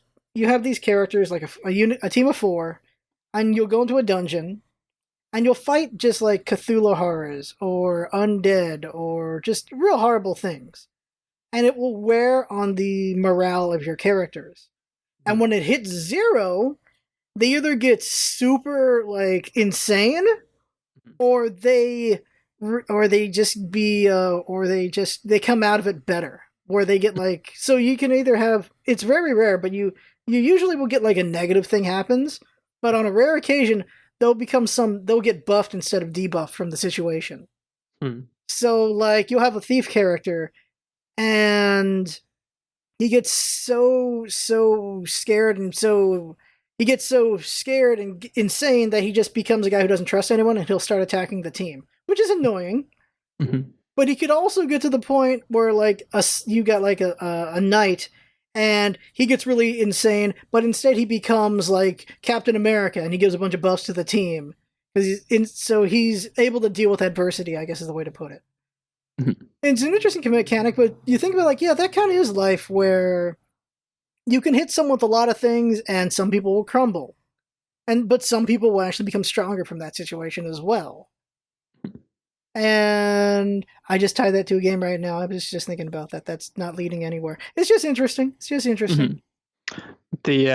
So recently I've gotten back into chess again, and there's a period of time, maybe a couple years ago, where I was super into chess. And I went to some tournament, and like, I don't know, it was a tournament with some really long games, and I played 3 games that day, and like the first 2 people were both like way higher ranked than me, so I had no chance. And then the third game was someone lower ranked than me, and I should have won. But like, I don't know. At that point, it had been a really long day of losing, and I ended up choking that game away. So I went like, it was like some like 6-hour, 7-hour day, and I went 0-3, and I was just like, Ooh. Nah. And then like, it was okay. It was more just like, I did not play chess again for years, and it's not like, I mean, I could have, but it was more just like, chess is fun, but it's weird because it's like studying. Mm-hmm. Like, it's like, man, I should like, I'm in grad school, I should spend this time studying grad school and not chess. Like, I only have like so much time I can study in the day. Why am I playing it on a game that is not my not actual school? Which is kind of why I stopped. But whatever, it's been fun. Like, okay, the thing that's fun about chess, like a lot of things, is okay, I like studying things that are well understood, therefore has really good training resources. Like, I spent a lot of time studying for the GRE, which I ended up using that score, but I honestly mostly did it kind of for funsies. Because like, there's really good like it's a well understood test. There, you can buy a lot of nice training material about it, and if you study enough, you can do really, really, really well. So like, that one was fun. I took an actuary test once. I passed the probability actuary test, and part of the reason is like, if you become an actuary, you make a bunch of money, and those tests are really hard. So the test material, like, they're expensive, but the test prep material for those actuary tests are good. And if you put in the time, you will get real smart, and you can totally do it. So similarly, like, I don't know, like okay, like I was playing you know the card game Dominion? Yeah. I was playing that game, and it actually kind of reminded me of chess, of just being like a 1v1 kind of grind ELO kind of game. Mm-hmm. But like, I was like, man, I don't like, maybe there's somewhere, but like, I feel like there's not like incredible, like, here's a book on how to get good at Dominion. You know what I mean? Like, a lot of video games, there's not like going to be a book. Like, you'd be like scraping YouTube channels and forums for tips and things like that. Yeah. Yo, there's a lot of chess books. You want to spend a lot of time to get good at chess? There is a very discreet way to get good at chess, which I kind of like. But so I don't know. Sometimes it's nice, but just like, frankly, like, I don't know. Even like college classes don't really have the same vibe. Where like, this teacher's teaching from this book, but kinda like, it's kind of ambiguous what's going to be on the test, exactly how they want it, what you should be studying. While like, just, I like the very discrete situations, like, yo, here's 1,000 practice problems. The test is going to be like this. Like, and you can just grind your way to perfection, like 100% gonna nail it. Like, it's nice to have very clear studying like that, if that makes sense. Yeah. I agree. That's the best way I learn, is grinding it out. That's my channel, grinding it out. Grinding it out with Scarf. Non-sexually. Scarf. Welcome to Scarf's ASMR channel. Oh my god, I joked about that one time. Scarf, he's gonna rub his scraggly beard on the microphone. Scarf. I know a girl who has one of those one of those mics. There's like a mic where it's just like a head with ears, so it specifically puts those points. I'm like, what the? All right, ASMRs are interesting. I don't understand. It like is it just is it it's sexual, right? Like how can it not be? I think it's just calming. It can be. I think it can be sexual. Like I don't know. I think people have weird things. If you Google ASMR, it's a bunch of hot girls, so it Yeah, has to yeah, be yeah, sexual. yeah. It, it has to be, I suppose. I know it's weird. Like I remember one time I ran into the Twitter rabbit hole of soap cutting. Like, huh, this is weird. I was What like, is that? so they take soap. They just take soap, and it's like special design soap, and they'll get a knife and they'll just cut through the soap. Are they like because it makes a satisfying sound, or are they Like, like yeah, carving a statue? like the knife will go all like the soap will go all crumbly. And like they'll do like rainbow soap, so it like looks really cool. And I was like, "What the hell is this shit?" And then I spent an hour watching them, going like, "What the hell? Why am I? This is why? Why did people like this so much?" It was weird. I was like, "Why do people like this so much?" An hour later, I still don't know why people like this so much, but I'm still watching it. So what is going on? It was a weird rabbit hole. Like there's like specially like there's like crumbly soaps, and then there's like soaps with designs All right, like a marble, and they're why like is it cutting through it. soap? Why isn't it any other object? I don't know. It was so weird, and I don't know why I was going. I was in there, and I just kept watching. Like Twitter has the ability to get you stuck in there, which is never good for you. Same thing for YouTube. Like, oh well, let's see this thing. Well, the internet's weird. Like Red Hot Nickel Ball. Have you ever heard of this? So this is a random thing. It's called the Red Hot Nickel Ball, and I want to believe they're gone by now, but they're probably not. Where a guy just has a ball of nickel and he heats it up as hot as he possibly can, and then he just drops it on a thing, and you just watch it burn Oh, through. I feel like I've seen that, and that is 100% still incredibly popular somewhere. Yeah, it's just such a random concept. It's like, well, let's do it to a cake. Let's do it to ice cream. Let's do it to a book. Like he did it to a gummy bear. There's a bunch of videos like, can we hydraulic press this Yeah, thing? that too. Can we put it in a blender? Is another one. They have a It's lot of them. amazing how many these channels just exist, and when you find them, you're like, what the hell? And then you watch a bunch because you can't believe it's such a popular thing. At least I do. The dumbest one I watched was no, it wasn't dumb. It was just like some guy who makes knives out of stupid materials. Huh. And it's like some Japanese guy, and it's like I don't know. It's just like honestly, I think you gotta watch him at like 1.5 times speed. But like it's just like the very slow, tedious process of him making a knife out of something stupid and Huh. like sharpening it forever. But like, I mean, it'd be weird stuff like candy. Like he'll melt a bunch of candy and then just put a bunch of stuff in it to make it hard, and then sharpen it into a knife. You Wow. know, actually, the best one was that metal where it turns into cubes. Like its natural formation is giant cubes if you like cool Really? it or something. I don't know. I've seen that metal before. He took one of those metals and sharpened it into a knife. So it's like this weird, like cubic metal with like a knife blade coming out of it. Uh, Wow. and it's weird. It's like a 20-minute video. It takes forever, and then he just throws it into the frying pan and melts it. With like after he cuts like one thing Wow. is the best part of that video. Like the internet is interesting in how niche it can be. Just niche concepts like that are it's also weird when it's really popular. There's like stop motion guys. All they do is not stop motion, slow mo. Some slow mo channels where they just slow mo things and just looks cool. And somehow they have like 30 million subs. Yeah, I don't know. Like on one hand, like I mean, oh, I think I watched one of those videos once, and like, yeah, they're okay. I'm not.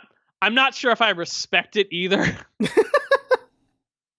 Like, there's just. I was thinking of an example. I can't think of it now, but there's just so many random ones, or I don't know. There's just fun ideas.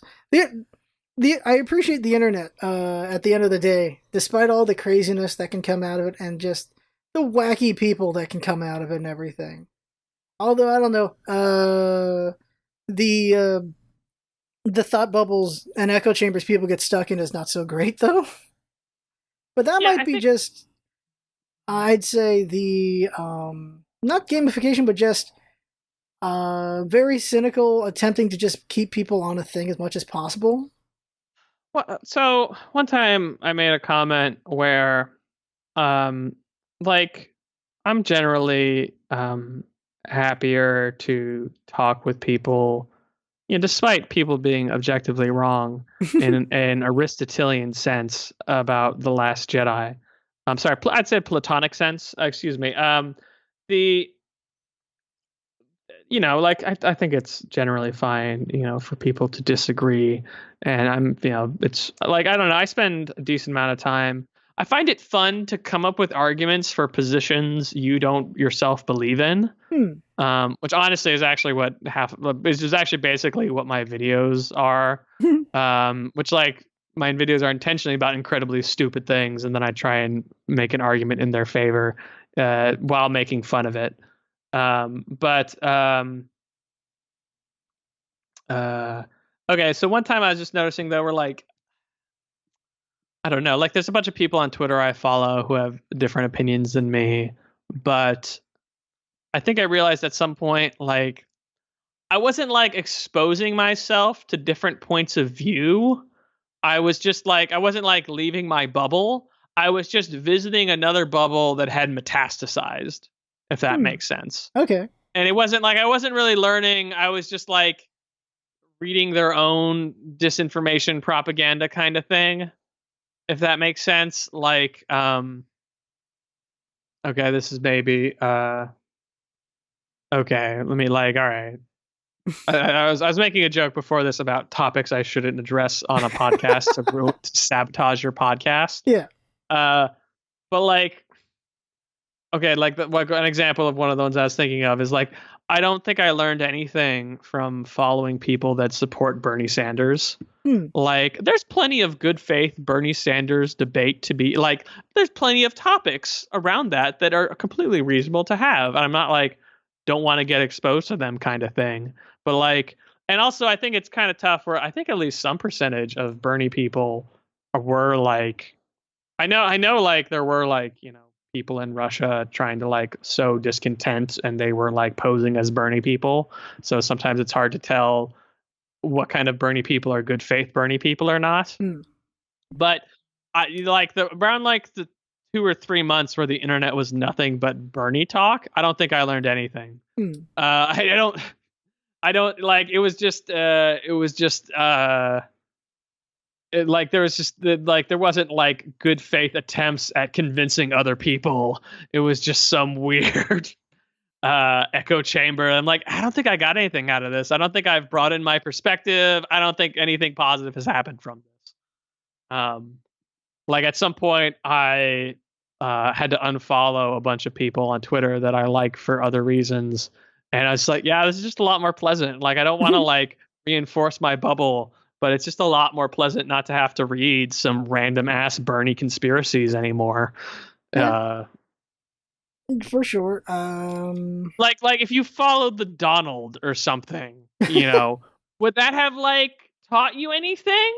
Like, I don't think it would have made you a more like empathetic, like, oh, I understand what they're getting at now. I think it would just like further drive you away. Like there's different kinds of like getting exposed to other perspectives, and then there's just like if you just get exposed to the metastasized version of a perspective, I think it'll just like give you a more alienated point of view. Like there's one YouTube guy I like, and he like he's okay, and he spends like I don't know, he spends a lot of time like breaking down like what neo-Nazi groups say Hmm. and like disproving what they think. But like, I don't know, man, like I put this, I think it gives him a more warped perspective on like normal people, if that makes sense. Hmm. Like Okay. you're just kind of like if you spend that much time observing Nazis, like you're like, oh, this thing this person said is a dog whistle for fascism. Like, nah, you like not necessarily. If that makes like, you could just have a normal conservative opinion, and it's not necessarily a dog whistle for being a Nazi. If that Yeah, makes sense. for sure. It's just because they saw it so much here, they're trying to attribute it to another group, I suppose. Yeah, and I mean, I don't know. I think that guy's like super far left, so I think that's maybe just his perspective in general. Hmm. But like, I don't know. Like, there's kind of a weird thing of like, I don't know. Some people are so wrong. It takes you a lot longer to disprove something than it does for someone to assert nonsense. And like, Yeah. it does at a certain point, it doesn't become worth your time to like understand the perspective of crazy people. Like, it's not Mhm. worth my, like, I mean, to and a more obvious example, it wouldn't be worth your time to come up with points to argue with flat earthers. Like, you could, but like, you spent more time researching your counter argument than they did their entire, worldview. Yeah. Thinking about it, yeah, they're like, yeah, Earth's flat, and then you have to take it a bunch of times, like, fudge that. It's like this happened so many years ago. Was Bill Nye did a whole evolution debate with a guy, and it was just an hour of this was a waste of everyone's time. But like, you get why, because they're fighting for the people in the middle, the people who aren't sure about evolution. Like, it's very interesting, but it was all like it's interesting from that perspective. Like, okay, they're trying to fight for the people who are on the fence, but it was just two very alien arguments to each other. It was very weird. Like, the religious guy's argument was, God made these things. I'm done. And then it's just Bill Nye for a very long time going like, look, here's why religion fails, because it's not doing it. It's not proving scientifically that evolution isn't a thing, or something like that. I was like, they're just talking two different languages for Yeah, this whole thing. I've always felt that there's nothing actually contradict. Okay, so for example, I think the problem is Bill Nye would. Okay, first off, okay, all right, this is another side rant. I got annoyed with the veneration of science evangelists. Hmm. Evangelists, like the Bill Nye and Neil deGrasse Tyson. yeah, Neil deGrasse Tyson and who's the original Cosmos host? Uh. Oh shoot! What's it? He had the golden record, right?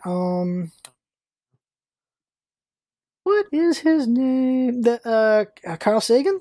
Yeah, Is it Carl Sagan? there's just a period of time. I think it's been like maybe 5 years. There's a period of like 5 years ago where just Reddit wouldn't shut the hell up about those guys. And like, I don't know, like, I'm sure some of them have done some science, but like, I don't know. I know, like, they're just on TV. Yeah. Like, they're not actually like the best scientists in the world. Like, if you want to like constantly talk about someone who won the Nobel Peace, or like the Nobel Prize in Science or something, Like then like, okay, but like, yeah, this guy was on TV on VHSs I watched in junior high. Like, who cares? Like, I'll say that about okay, Bill Nye was like just advocating for kids to learn science in general. Neil deGrasse Tyson's a guy who just buys into his own bullshit. But Carl Sagan's a real NASA dude. That he's a full on real NASA guy. So him, yeah, I would give the pass to. people know about him because he's on TV though, Yeah, not yeah, because he's a real NASA dude. yeah. Well, they should definitely know about the head of NASA back in the day after Paperclip, who was just straight up a Nazi. um, Carl Sagan was an interesting guy though. But yeah, the weird thing about it is there's like a religious zealotry for science that gets a bit weird, where they're like, Science is the most objective way to try and understand the physical universe, yes, and it's like a good method, but it's mm-hmm, like a method. It's not yeah. not like it doesn't have intrinsic value on its own. The The problem is people are like, this is it, and shut up. And sometimes that's true, and sometimes it's like, well, come on, we're still studying things. Okay, so what I say is, if you were having an argument with someone who is trying to disprove evolution through religion, the real way to argue with that person, like to win that debate, isn't to like not talk their language and talk about science. The real language is to show how religion and evolution are not contradictory concepts. Hmm. So like, I used to talk to people and I would say like, all right, like, if we believe in an all-powerful God, he could have made the world in 6 days. Yeah, he could have made the world 6 seconds ago and filled our mind with super vivid memories. Like, it kind of doesn't like, or he could have made the world in 6 billion years. Like, it kind of doesn't. The mechanics, like, okay, for better, I mean, some people take it this way, but like, the Bible itself isn't a science book. It's not like here's the factoids on how all this stuff happened. It's not really written that way. And so it's weird to take, to me, you're hurting religion by trying to, and the Bible by trying to turn it into something it's not, which will turn off people that like look at it and like they see the difference between what it is and what you're saying. And that's like, the whole point is like, okay, if you put your science hat on and we're trying to explain how we got to where we were based on the physical evidence we have, evolution makes a lot of sense. The whole point of science is there's very few universal truths. If we come up with a better idea instead of evolution, we would go with that. Yeah. But at the moment, this is the best we have. And if you come up with better evidence than you can do, then you can make a new argument. Yeah. And like I said, that's my issue of there's nothing intrinsically contradictory between evolution and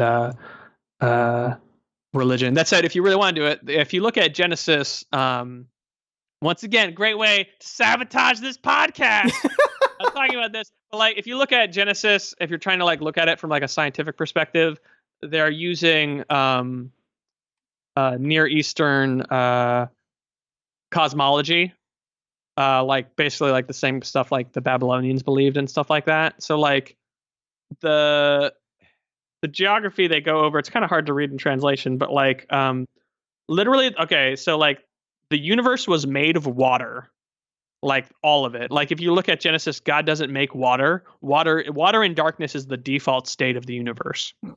And essentially what God does in Genesis is he makes a bubble in the water. And there's like basically like a big dome like stopping, then the big dome stopping the water from falling on the earth is the sky. Is just a dome. And so like stars and things like that are placed on the dome. It like understanding it from that perspective makes a lot of sense. Like, so when you get to like the Noah story, the water comes from the sky via rain, but it also comes from the ground. Like God's just resetting the universe and the bubble is collapsing and it's going back to its primal state of just being water is kind of what's happening there. I bring this up in tedious detail to just show like they're operating on a totally different like the point of Genesis isn't to describe cosmology, in my opinion anyway. And so it's weird to like handpick like details like the world was made in 6 days, just because like there's a lot of other aspects about it that you wouldn't necessarily go with, like the reason the sky, like basically it's implying like the reason the sky is blue is because it's water up there, sort of like I don't know, maybe that's not true, but anyway, like I don't know, I find that stuff super interesting, but it'd be weird to take that stuff that literally. But anyway, all right. Anyway, in conclusion, I got really into the New Testament criticism, historical criticism at one point, and it's a great topic that but the problem is it's like it's a great topic to make everyone hate you because if you're like a religious person, you're cool to hear about stuff like that in general, but it's kind of also like how the sausage was made, and it can be a little annoying to hear about that stuff in tedious detail. And if you're a non-religious person, you just don't want to hear about the Bible, period, no matter what's being said.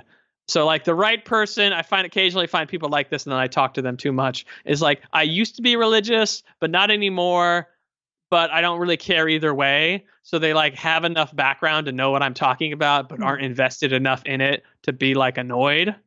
So occasionally I'll find someone like that and I'll talk their ear off. Anyway, in conclusion, sorry for that rant, but interesting. Like, I don't know. I read the Bible when I was a kid, and I have so little memory of any of it anymore. God.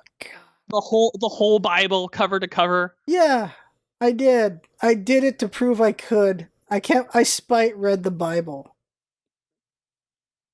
When was it? I think I was 12 or 11. I spite read the Bible just to prove it. I don't remember a damn thing. I just remember Noah at some point. Not Noah. I remember Moses at some point, Hmm.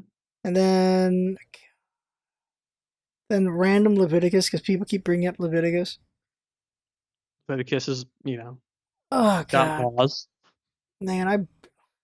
And there's all the David stuff, and it's like these are some interesting stories, like the David stuff, and then hit and Saul and all those guys, and I remember giggling because of Samson, where he used because they kept saying ass. So he's using the jaw of an ass. I'm like, huh? He's got it. Ass is being used here. I I will get annoyed when like some people will like, to me, where it's kind of in like the category of like bad faith criticism, where like people are like, okay, like on one hand, certain people like elevate the Bible to like impossible heights Hmm. of amazingness.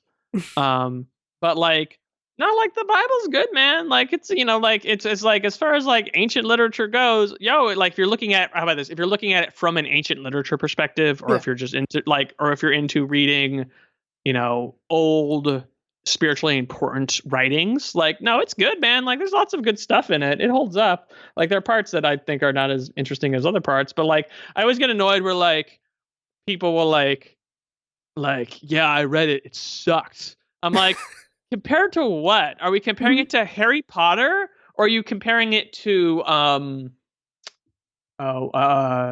wait, I know this. Give me a second.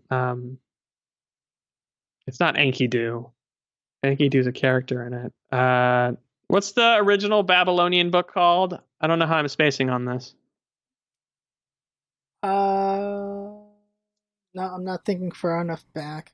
I know this. I'm embarrassingly blanking here. Uh, You can easily say Bible's the oldest book I've read, though. But uh,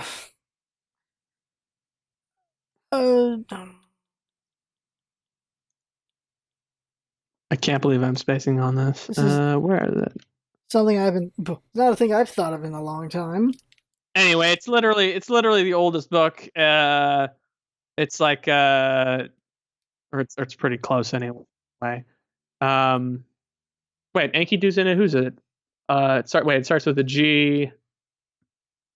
Oh my god, I can't believe I'm spacing on this. Anyway, I keep it's thinking. like it's the characters in Civilization. One of them represents the mess of the Babylonian society. I could Google that and it would show up. Anyway, uh, like, okay, like if you're comparing it to that, if you're like, yeah, this book is better, I'd be like, all right, that's like a fair comparison in terms of books that are uh, Is it like Gilgamesh? Gilgamesh. Gilgamesh Okay, is one okay. thing. If you're All like comparing it to Gilgamesh and you're saying Gilgamesh is better, that's at least sort of a fair comparison. If you're comparing it to Harry Potter, then right. yeah, it's not gonna represent current sensibilities. But I mean, there is something to it. Like a lot of that stuff lasted a really long time for a reason. Um, for instance, I really like Mark. I think is pretty good. Like I like But Samson's story, so you know, but well, like I like Samson's story. Moses' story is kind of unfortunate when you get to the end of it. uh, David's just cool at first, and then I think David becomes a prick later, doesn't yeah, okay, all right. I'll tell you a funny story in terms of alienating people. Is so there is this lecture series that you could buy, and I had listened to a lot of them, and one of them was about the Old Testament, and the series had a really low rating, so I didn't watch it for a long time, and then I looked at it and I realized there's a lot of topics in historical criticism that um aren't actually against the religion, uh but to like if you just like heard certain facts like said in a casual manner without like context, he? you would, like religious people might find them threatening. And So this lady who gave this lecture series on the Old Testament, it was a really good lecture series, but she didn't lay the groundwork like explaining the context. She just said some stuff pretty early. And I remember like seeing it. I'm like, oh no, this is how you got like a 3-star review. Like, so what it was from a historical perspective. Okay, so all right, from a historical perspective, certain people are considered myths. Just in the sense of it's so long ago and the textual evidence is so fuzzy. Like, was there a guy named Moses? Sure, maybe. Can we say anything historical about him? No. And which is, it's just like that stuff is really old and it's like was written way after the events were supposed to have happened. Yeah. So like maybe there is a grain of truth in it, but as historians, we can't make heads or tails of it at all. So it's basically just goes into myth category. But if you say Moses is a myth, that sounds a little mean. Yeah. They do. And it just from a historical perspective, there's no historical kernels we can really derive from it. So for example, the counterexample is there's a lot of atheists that like to argue that Jesus is a myth. Like, if you want to argue that like Jesus isn't the Son of God incarnate, like, yeah, like that's not even a question history can address. Yeah. But like you can make that argument, that's fine. But like they like to say that Jesus whole cloth is a myth. And it's very funny because like from a historical standpoint, no, Jesus is totally not a myth. There's like a bunch of things you can say about like Jesus is a guy. He's from Nazareth. He was an itinerant preacher. He was executed by the Roman state. Like those are 5 facts that are basically very consensus historical facts that pretty much everyone's on board with. That didn't make him God, but he's definitely a guy. Yeah. Like, I don't know, sometimes it's just funny because people will try and like poke holes in that. And you can poke holes in it, but you basically disprove anyone existing ever. Like, well, why didn't he leave any writings? It's because most of the world was illiterate at the time, and there's basically it's also like Paul's also historical, and Paul is like, yeah, I don't know, Paul didn't meet Jesus, but he like met his family and like casually mentions it in letters. Like that's way better evidence for a particular person existing than most people ever. Like the best we have for everyone else is like we got like I think like just in terms of like Palestine. It's like the most well-proven person in Palestine as being real is Pontius Pilate. It's because we have a coin of him. The next best person is like basically like Jesus and Paul and people like that. Like there's not evidence for anyone else existing at the entire time. Wow. It's like historical evidence is like not like when it's that old, you're hard pressed to find a lot of stuff. But anyway, so this lady starts her Old Testament lecture casually mentioning that Moses is a myth and David is a myth. I'm like, oh no, you did David too? Like, oh no, like I see what you're getting at, but you're gonna turn off most people that would have bought this lecture series. But I think because here's the thing. Once again, like, yo, was there a dude named David? Like, I don't know, probably. Like, sure, but like from a historical evidence perspective, do we have anything to say anything about him? No, not really. I think, correct me if I'm wrong, I think they've done a lot of archaeological stuff with Jerusalem in particular. And like, there's ironically the period of time where David is supposed to be there. There's basically like no evidence there was a city in Jerusalem. Like older, there's definitely a city. After that, there's definitely a city. The period where David's supposed to be there, it's like, yeah, maybe it was just like tents or something, but there were there was not a city here or something. Wow. Anyway, I'll say I could be wrong. I haven't looked this up in a long time. This is just what I vaguely remember. So people can feel free to disprove me. But anyway, that's at least why some historians like don't even like basically like look at a historical David. I think I'm not super into Old Testament. There's just some stuff I vaguely remember. But, I don't know. Like, okay, it's hard to like. Okay, I had one teacher who was super smart and could cite the study he was referring to when making an argument. Like, Damn. there was a Harvard study done by Professor so and so. Their methods were good. Like, it's really hard to beat him in an argument where he can refer to his studies. Like, at this point, I like just try and listen to credible people, Yeah. and I remember what they're talking about. But like, prove from scratch this perspective you remember. Like, I don't know. It's hard. Like, I don't like know the exact study this came from. I just like try and vet people and make sure they're not crazy before I listen to them. I think that's the hard part is doing the due diligence on that. Also because everyone's got the race to the bottom and getting the word out quickly. That's probably one of our bigger problems. That's a big problem we have is just we trust each other maybe too much in that respect. We just when someone says something, we believe they're telling the truth, and we only don't believe them anymore when we've got enough evidence to not believe them anymore. Because it's just. I know. I understand. I mean, like, there's been times where this is more with dating or something, but like, you kind of want to like protect yourself and like never like, oh, I'm not going to do that again. But it's like, I don't know. Like sometimes it feels like that bad situation screws you twice. It screws you the first time when the bad thing happens to you, and then it screws you every time when you're like a jaded jerk from there on out. Like in some ways, it's like, yeah, this kind of hurt me, but like I feel like if I go in a shell, that'll be hurting me more than this actual hurting me event was. Like I try and just like, in a lot of ways, I can be very cynical, but I don't know. Like I'm not interested in like stomping out every aspect of like optimism and vulnerability I have. Yeah.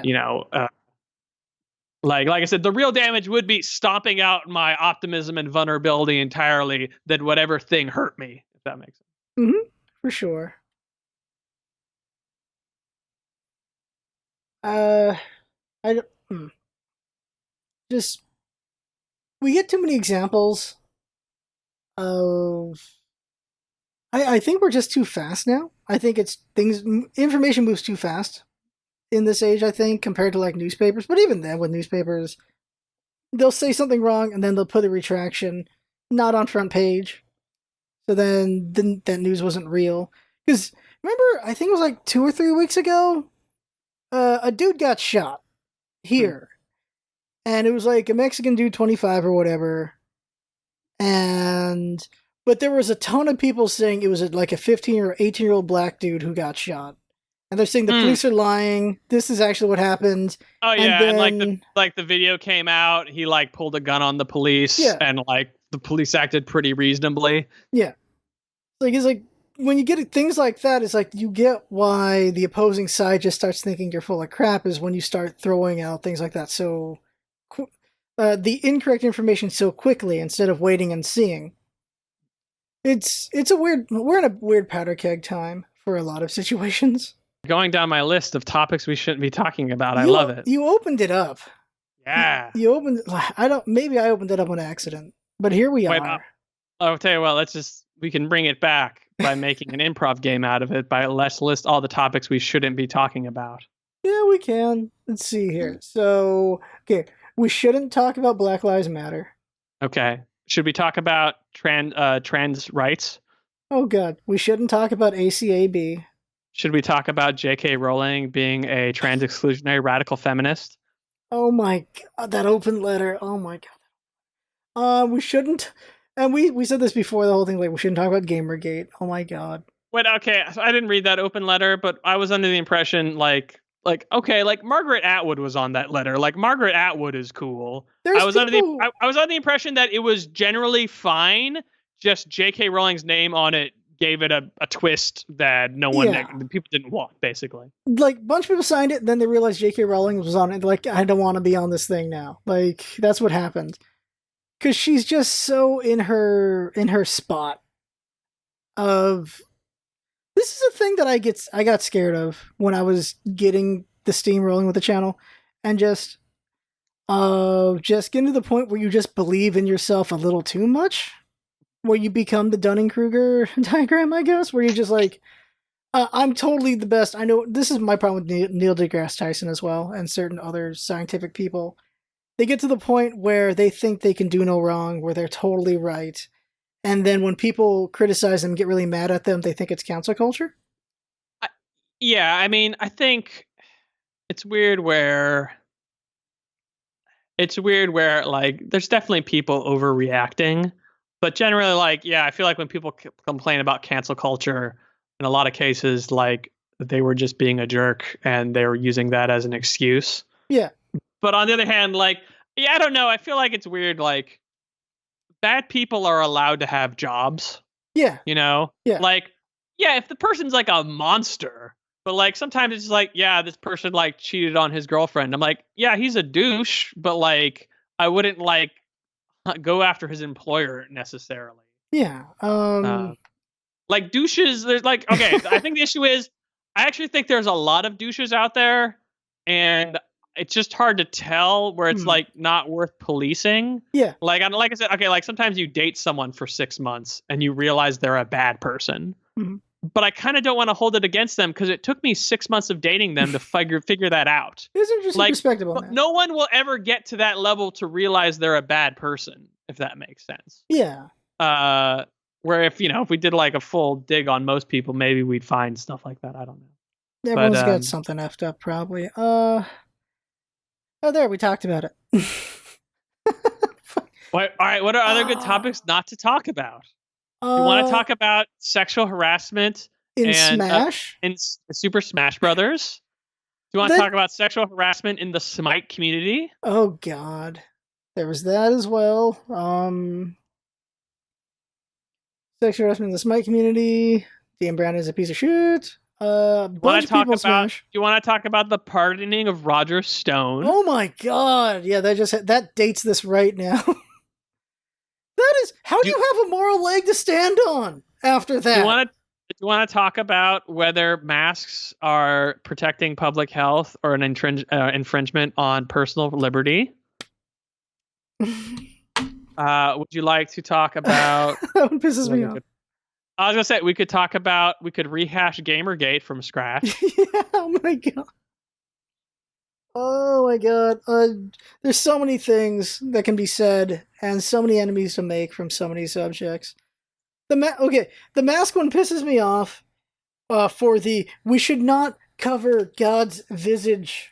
That's the one where like, oh, come on, Florida and other places. Oh, Ohio. Oh, come on, Ohio.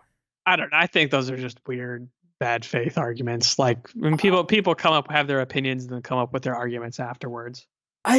Those people are real. That's the problem. That's just why they don't make sense. Like they shouldn't. Like it's mind blowing. That's why it becomes the most thing that sticks to your mind. But those people are real, and that's what bugs me. Because we all saw the one where they're at the Florida board, where they're like, "You guys are all a conspiracy and all this bullshit," and it's like, "Oh my God, no! Stop that, no." So I will say though, a problem I notice with everyone, I try not to, I don't want to Charlottesville this and both sides Holy shit. In terms of other things that we shouldn't talk about. Yeah. But like a common problem like with human psychology, I think, is when people disagree with a group, they will look at the 5% craziest part of the group they disagree with. So like when I talk to a conservative person about what they don't like about liberals or the left or whatever, they're talking about like, well, did you see this obscure college professor has this insane opinion? True. I'm like, no, like that's not the mainstream opinion. True. But like you'll get the other thing too, where like I said, like there's like I'll talk to someone who's really far left, and they'll just like exclusively talk about neo-Nazis, and make a good point. And like here's the maybe there's a reasonable argument. Okay, I think there is a reasonable argument that for whatever reason I feel like the Trump side of things, like I don't know, I guess I don't know, he likes people liking him and really borderline people like him, and he kind of refuses to denounce them, and that's kind of the argument there. But in general, like I don't think your average Trump voter is necessarily a neo-Nazi. They're not. They're not. But like you could have this problem where you could focus on just the dumbest people on positions you disagree with, and it's Yeah. very easy to win your arguments when you're focusing on just insane people. Good point. Similar, like, sometimes I'll talk to more conservative people, and they'll just like talk about like, I don't know, like I'm sure. Okay, I wasn't really following this because I don't really care. Wasn't there that like, what was it called? Was it called Chop or Chalk or something? The like Yeah. Seattle Chaz, Chop, whatever new name. Yeah, Yeah. something.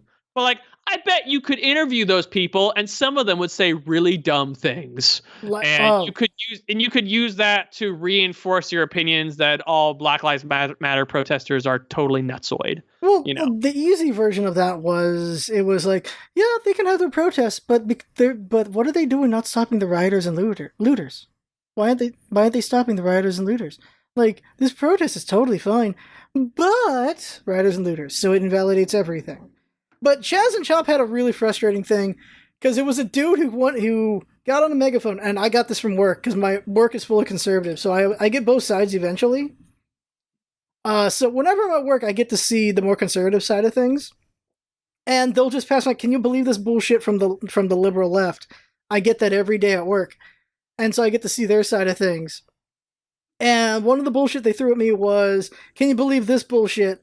As this guy at Chaz or Chop, whatever which title it was at the time, because they changed the name at one point, and he was like, "Okay, white people, take $10 out of your wallet and give it to a black person," and he's like, "If you can't at least give a black person like $10 or $5, then what are you gonna do when you have to give up real power and property to black people later on? Because we're trying to do like equality and shit." It's like, what the fuck is this argument? And you get why conservatives are jumping on this, like, oh, they want to take all our white shit. It's like, no, I don't understand this idiot's argument. I don't know why so many people were agreeing with him at the place. It's equality isn't giving black people money. Yeah, I mean, it's okay. It's funny where, I don't know. And generally, I guess I'm pretty moderate. Which there's two ways of being moderate. There's the version where you agree with everyone and everyone likes you, or there's the version where you like are kind of contrarian and try and explain the other side to people, and everyone hates you. Yep. So I'm the kind where everyone hates me. Where like, even if it's like not my, like, I guess I get annoyed with people misrepresenting other people's positions. Yeah. So it's just like, man, the left, they want to do this horrible thing. I'm like, look, I don't even agree with it, but like their actual argument would be this, like, or it's like conservatives are doing this. I'm like, all right, look, I mean, even like they're thinking of it this way, there's like a kernel of truth to it. Like maybe it's misplaced in how they're handled. Like, I don't know, like you could, I end up just annoying everyone. Just like I said, I get annoyed when it's just like, the stupidest 5% think this, and that's the entire side. They're crazy. I'm like, no, what? That's totally not it. What? I think at some point I just turned my brain off to it all, because that's all you encounter at times. Because I used to be tried to argue it, and now I just like, fuck it, just okay, all right. I'm just gonna nod along because I'm not gonna try to get fired. Because there's no way I'm gonna lose this job. I like my job. These guys are nice, except when it comes to politics. Fuck it. Yeah, I do think I've gotten dumber from just trying not to argue anymore. But that is, you can also do that with just any argument where people will go against someone's looks when they don't actually have an argument about something. I saw I saw some funny comic where when it was something where it's like, it was someone who was talking to an artist, and it was like, I don't know. It's like, in this case, it was like a Trump thing where it was like, Trump is causing these serious, substantive problems. Can you like make art or something, addressing these issues? And the artist is like, sure. And then they make a thing, and it's like, Trump is ugly. Was the thing they made, and the other person's like, God damn it, like, yeah, in general, like, I was okay. This was all right to really bring it back to things no one should talk about or dig up again. I was always all right as when I remember George Bush era critiques I find really annoying because there is a lot of reasonable criticisms one could do, and I swear to God, the only stuff I heard was like, he's stupid. He looks like a monkey. True. Was Yeah. like half of it. I'm like, guys, there's so much like. Yeah. I Even remember if I that. disagree, like there are better arguments to be made here. Why are we going with this I garbage? remember that. Yeah. It kind of becomes any figure becomes just one thing. Just thinking about just even against history. Like just go from the start. Washington is like some great general. John Adams, big douche. Thomas Jefferson, pimp. James Madison, sick guy who made the Bill of Rights. Fifth president, don't even remember who he is anymore. Oh, that's James Monroe. Oh, Don't Monroe hate. was fifth? Yeah, I'm pretty sure. So the Monroe Doctrine. So it's, what was the Monroe Doctrine? It was like, don't do long alliances, or no, it was isolationism? I can't remember what it was now. It was. I think it was discouraging European powers from further Okay. colonizing North and Oh, South yeah. America. And then you've got like skipping We've way never the hell. talked about presidents before, but apparently I got it. Apparently I could just whip out the fifth president like it's nothing. Good. We skip ahead to Lincoln. All we remember is slavery. That's all we remember The about Lincoln. 16th president. The 15th is James Buchanan. Yep. The 14th is Polk. The 13th is Polk Miller Fillmore. Millard Fillmore. Motherfucker. At some point, I knew them all. He made Japan open up for commerce. It was Fillmore? Oh. Okay, real quick. Favorite president? Because, of course, it's him, Teddy Roosevelt. That's your favorite president? Yeah, favorite president, Teddy Roosevelt. Because he was just a Superman for his time. So on one hand, I'm the great man theory of history is very fun, and it's an easier way to understand things. Yes. So probably, things are more nuanced. I don't know. I haven't dug into Teddy Roosevelt lately, where I feel like at some point, I'm sure that myth is like his persona is more complicated of course than the average understanding of it. But okay. My favorite, how about this? My favorite president story. You could say the myth of this president is your favorite president, I guess. Check this out. Okay. I am doing a internship interview in college at a real estate PR firm for some reason. Okay. I don't particularly have a PR background. So I'm interviewing with this guy, and for larger context, he seemed like a cerebral, intellectual gay guy. Was the vibe I had from him. He seemed very cool, but I went to school in Florida, and technically I went to school in Miami, but he made some comments like he grew up in Arkansas and he couldn't wait to get out of there, kind of thing. So he kind of had this general, liberal, cerebral vibe to him. He seemed cool, and so at one point, literally the first and only time this has ever happened, he asked me about my history minor. In a job interview. I took that for fun. I never expected this to ever show up in anything substantial ever. So he asked me about my history minor, and we talk about it for a while. Then he goes he's asking like the HR question he has to ask. And at some point he gets bored with them again. And he asked me, who's my favorite person in history?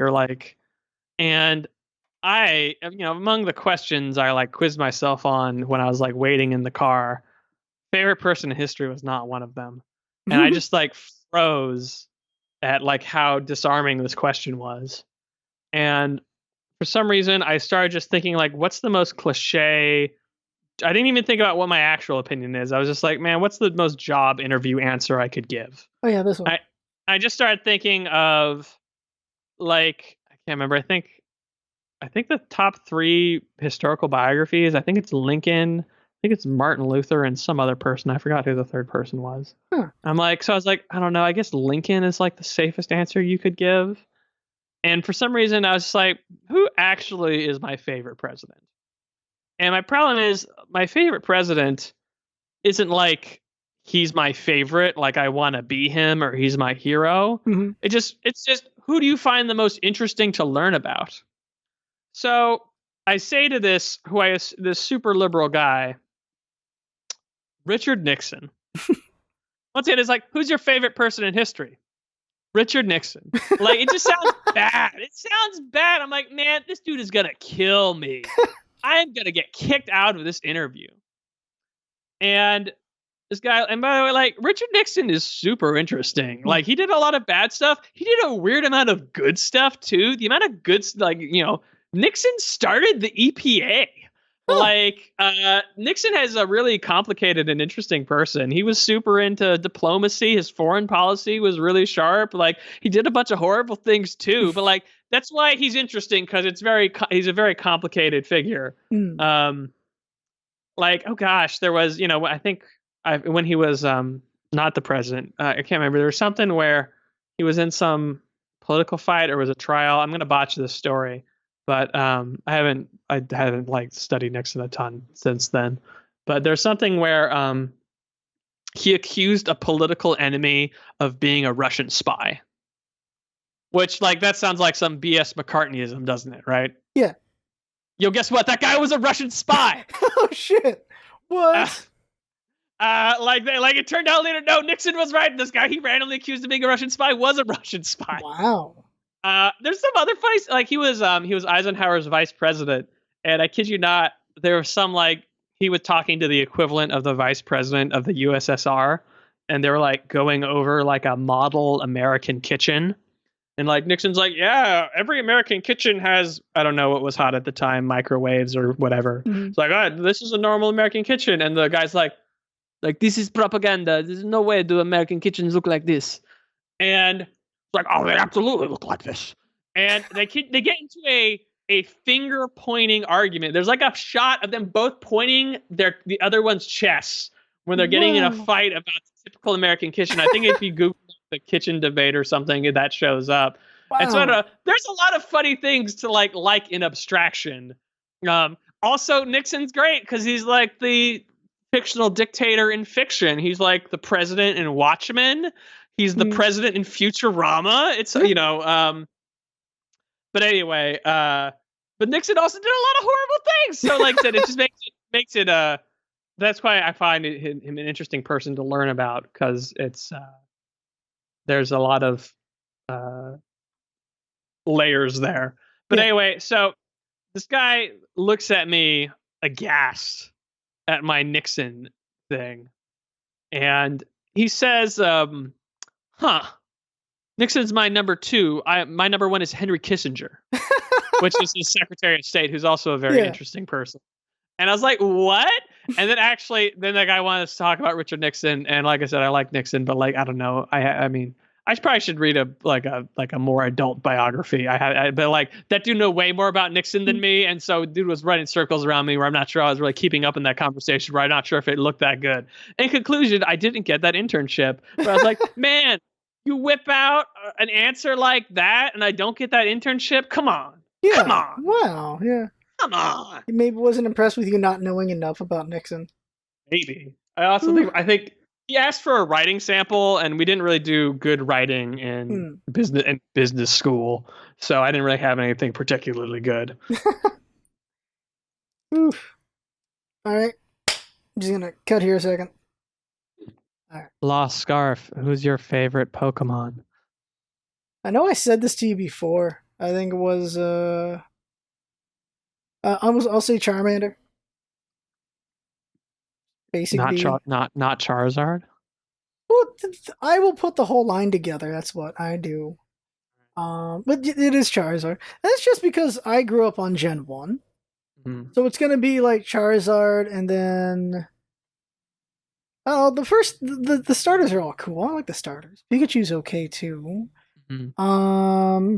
I think people would assume Jigglypuff because I'm a Kirby fan. Mm-hmm. Jigglypuff's fine. I'll say Charmander. Like, it's hard to just say one because Pokemon's got like what 1,000 Pokemon. I mean, I know people like Pokemon, but Gen 1 and Gen 1's weird. Yo, Gen 1's the only good one. Just like, I mean, like, what got better? Like, the Pokemon designs got stupider. They added plot, and the plots are always trash. You know, like, there's just a good purity of we're gonna beat these 8 people, and then our rival's gonna be a jerk, and then it's over. Well, even Team Rocket was in there, but just not as ridiculous as the anime was, I guess.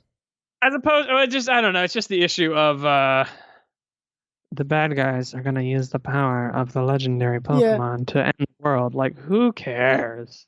That's was it? It's happened. They just get away with. Here's the thing. They just get away with it because every Pokemon game is somebody's first Pokemon game. It's true. The general formula is all right. Therefore, the best one is the first one because that's the first one with the formula that they're just repeating every time. True. That is not a bad point whatsoever. It's not a bad point. Also, okay, the other issue is, they should just have, like, even if you do, like, 150 new Pokemon, it should just be, like, it should only be the 150. Like, trying to have the legacy of, like, the whole Brexit thing was dumb because their importer just broke. It wasn't a conscious choice to limit the number of Pokemon. Yeah. On paper, it's a good idea. They should limit the number of Pokemon. But they should choose to do it, not just, well, our importer broke. Like, don't tell anyone the importer broke. I having played Sword, I enjoyed its limited roster. It was pretty fun. I liked it a lot. And also, like, it's funny because everyone complains about, like, DLC and, like, how, like, battle passes and how nickel and dimey video games are. Yeah. Like, Pokemon has been, like, from the start, like, the most exploitive video game series. Mm-hmm. You got to catch them all, but you need 2 copies of the game. No friend is going to trade you their freaking Squirtle, so you definitely need 2 copies of the game. Yeah. You need 2 Game Boys, 2 copies of the game. If I had money when I was 10, I would have absolutely done that. Yeah. You need to get this freaking trading cable. And by the way, we're going to put out a remix version of the game, which you also need. And we're going to just keep doing this until you die. Also, we've decided to, hey, you know how people hate loot boxes? Do you know what loot boxes are based on? Card packs. You know how many kids wasted a bunch of money on Pokemon card packs? Like, it was totally like kid gambling. It was specifically targeted at children. You know, your freaking, I don't know, Battlefield 2 loot box at least was not, I don't know. I guess maybe kids can't play Battlefield 2, but you know what I mean. Or Battlefront, whatever, the Star Wars one. Battlefront. Battlefront 2, yeah. That crap was always super exploitive. Yeah. It's true. It was never okay from the beginning, but we've always accepted it for some weird reason. We're just like, well, they're gonna do it. We can't stop them, so there you go. They gated. Isn't Gengar still gated behind trading to this very day? Oh God, is he? I hope not.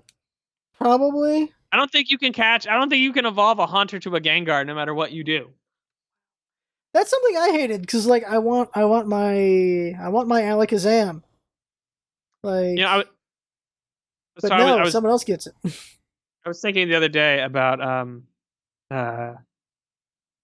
like, okay, so in Gen 1 OU, the competitive Gen 1 game, I feel like most people would say, like, Alakazam is super OP. I feel like Alakazam is super OP in the context of, like, if you actually were battling when you were 10 years old, your Alakazam would kick major butt. But, like, and I feel like in the context of OU, Alakazam isn't that good. Like, he's OU, he's good, but, like, the teams are more developed where he's just, like, a bit player and not just, like, the amazing sweeper that everyone thinks he is. Basically, because I don't think people knew at the time, like, if you're 10, no one knows that, like, yeah, Chansey's, like, one of the best Pokemon ever. Chansey will just wipe the floor with a freaking Alakazam. And not wipe the floor, but, like, literally can't get hurt. Wow. Unless he gets, like, 9 special drops. So it's, like, yeah, and it's not he's a little more situational than just the overall beast. Yeah. Yeah, with newer ones, I like Wooloo. I like Wooloo. It's just a sheep. It's literally just a sheep with brains. It's just a funny balding. I don't know. Sheep's okay. I mean, like I said, the Gen 2 sheep looks super stupid, so What it's is it? about time they have a good sheep. True. No one likes that. Someone likes that sheep. Someone No, likes people every people Pokemon. like that sheep. I hear people talk about the electric sheep all the time. As a Mareep, I think it is. Um, oh, there's plenty of cute Pokemon or cool Pokemon throughout the years. The legendaries are never great though. They're never cool. Like this was like it's a dog with a sword or it's a dog with shields on his body. That's not even legend. That's the mascot. The legendary is big snake X thing, and then X and Y was a literal X beast and a Y. Yeah, Was a maybe deer and then maybe a I'm bad, thing. but I mostly paid attention to Pokemon Sword and Shield for the Schadenfreude because I thought that the cluster was funny. Yeah, I've greatly enjoyed the dunking on the people whining about Sword and Shield. I've had way too much spite fun over that. I don't know. I think the whiners were right. I think the whiners are right. I'm pro whiners. Ah, okay, all right, okay. We are at an impasse now. I don't care enough at the end of the day. I just really enjoyed it. But I had fun just dunking on the whiners. It's just such a I don't know. So many people have grown up on it, so many people really, really care about Pokemon. Yeah, I think the But problem is, and because I think where I think the whiners are right is I think the Pokemon games are literally advertisements for toys, yeah, and they just pump them out year after year to coincide with whatever the new anime is. So yep. I think the whiners are right where if they gave a rat's ass about making a good game that appeals to more than just 10-year-olds, they actually could make something very interesting, and they just never do. For example, I was surprised. Remember when they made that Let's Go game?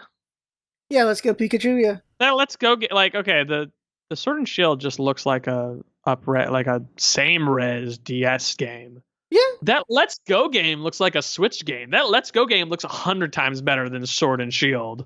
Like, Yeah. clearly just some other team had the time to work on this. That game looks 100 times better than Sword and Shield. I can't disagree on that one, no way, yeah.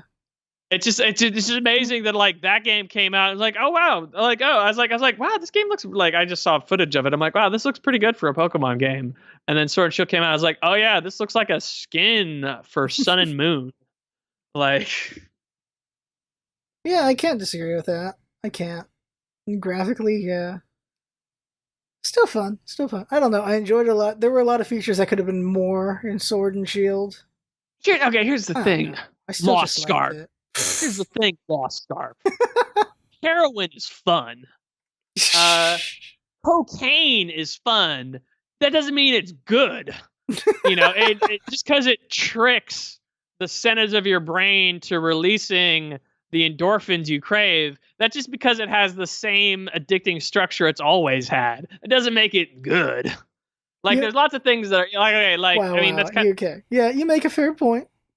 well, okay, like in some cases it's easy to be a cynical jerk, but like, and in some ways, like all video games are fun. Yeah. Like even kind of the bad ones, it's just because I'm an adult with a lot of resources and I can play whatever the hell I want, where I don't think it's worth my time to play mediocre games. Yeah. But if you're like 8, you got nothing better to do, I bet you'll have a pretty good time for a while, even if it's just totally mediocre. Do you remember Samurai Showdown, the Japanese spin-off of I'm not no Samurai Showdown is actually a real game. Yeah, yeah, yeah. Samurai Warriors, the Japanese spin-off of Dynasty Warriors. Which is just so inferior. So I played that game a lot. I kind of liked it at the time. I just wanted to listen to a podcast and get achievements or whatever. Like, I had a fun time. Does that make that game good? Hell no. That game is objectively very bad. I had a good time anyway. That's just... Random aside, they did a crossover. They did 3 crossovers.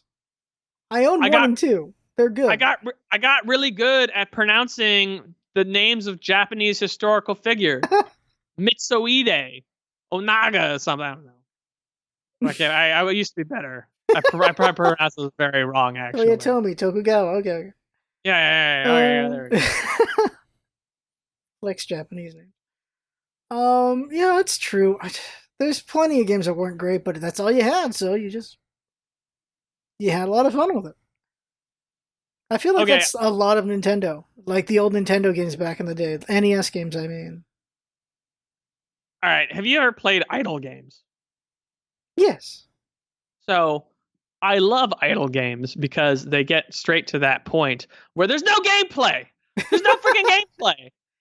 yeah, You just it is just addicting structures and no gameplay, and they're still kind of fun. yeah, You know, like I said, like the gameplay in I didn't play GTA 5, but like the gameplay in the average GTA game isn't that good. Or like Red Dead, it's not the gameplay isn't that good. If it was just like a shooting game, it's not that good. But it's got a very good addictive structure, and you're like, man, I really want to go to that part of the map, and like there's a letter there. It represents a quest, and you get the quest. Like it's got a good addicting structure. So and like that counts for a lot. So like sometimes like I said, I'll enjoy games, but I'm like, yeah, I don't know. This is just the okay. For example, you ever seen the movie A Scanner Darkly? no, No. no, I have not seen it. I've heard of it. I read the synopsis before. So it Never is a watched it. it's a very good movie, and it's funny because it's got pre Iron Man Robert Downey Jr. Mhm. and it is a I mean it's a movie about drugs, but it's not like necessarily a druggy movie.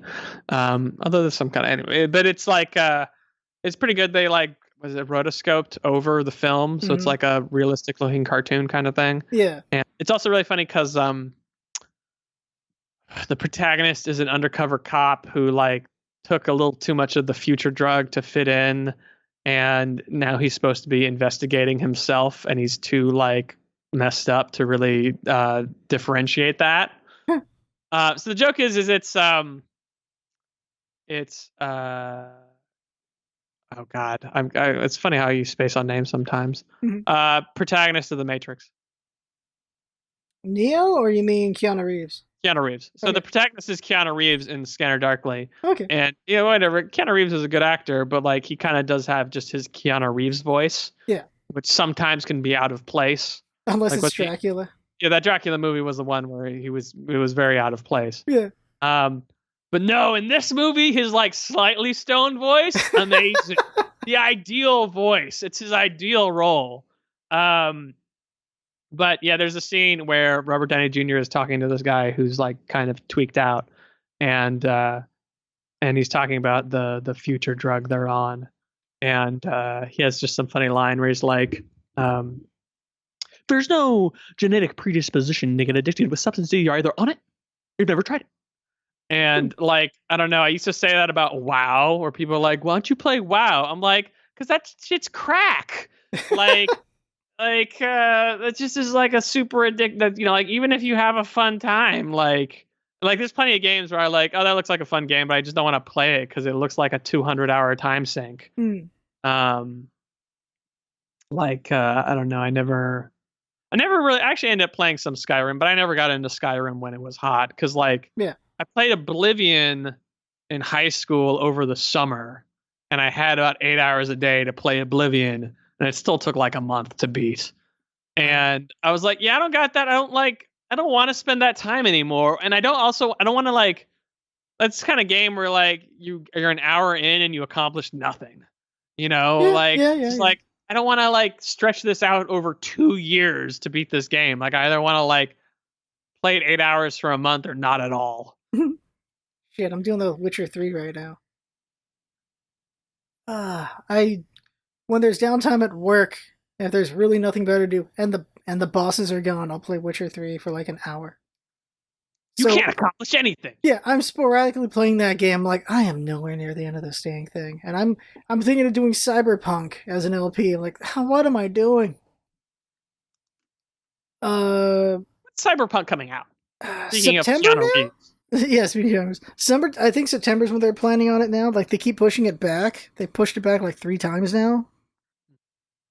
But the trip is like the teaser for it was like 11 years ago or something. So long ago, and it's finally coming.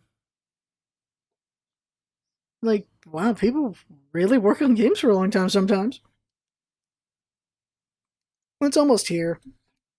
I have never beaten I haven't beaten any Bethesda, not Bethesda. I haven't beaten any Elder Scrolls game. I got far in Skyrim, didn't finish it. I got far in Oblivion, didn't finish it. I never finished those dang games. I do finish Fallout games though. Let me see. I beat Oblivion and I beat Fallout 3, and that's about it. Like Fallout 3, I took the time to go to every single landmark in Fallout 3. Like that was like my only game I was playing at the time, kind of thing. That was maybe college Scarf. When was that game? 2000 something. That was either end of high school Scarf or college Scarf. Okay, here's a video game question for you. Okay. So there are like games that you would recommend to people as like the best games, like the best games or your favorite games, but like there are games that you play so much, like they don't like. There's a difference between like you liking it and something being recommendable. Does that make sense? Yeah, like the guy who played 8,000 hours of a game, thumbs downed it, and played another 8,000 hours of the game. Well, it's more like, but like, if you played it 16,000 hours, at a certain point, you got to look at yourself and like, I guess I like this game. I guess this must be one of my favorite games of all time. Yeah. Like, you don't like think of it as like being that. So, for example, like, I really like Braid, the 2008 Jonathan Blow game. Yes. But like, I think Braid's like an amazing experience, and I recommend it to everyone. Like, I like the game Inside, is another like fantastic game. But like, I like those games. I like them, but like you don't really play them a second time. What I end up doing is I end up trick other people into playing them, and then I just watch it because I want to watch their first experience again. But like, there's only so much time. But like those games, I think are great, and I think they're very recommendable to everyone. As like, oh yeah, this is like some good art that everyone can appreciate. But there's another class of games where it's like, okay, so the example is at some point I put in maybe a couple thousand hours into Guitar Hero 3. Wow. And like Guitar Hero 3 isn't high art, but I got super good at Guitar Hero. And I'm like, is Guitar Hero 3 one of my favorite games of all time? Like, I think it is. Like, I'm not sure if I would recommend it to everyone, but like, no, man, I think it's like, I played most of the Guitar Hero games, but like Guitar Hero 3, I put the most time into. And it's just like, there was just a weird point of like, yeah, I wouldn't have thought like, I bought it, I played it, but it wasn't like I was playing like, what, this is the greatest game of all time. Like, it wasn't like a first impression greatest game of all time. Yeah. But at some point, it's like, no, I put enough time in, like, this has to be like one of my favorite games ever. So what's like games like that for you, if that makes sense? What's your Guitar Hero 3?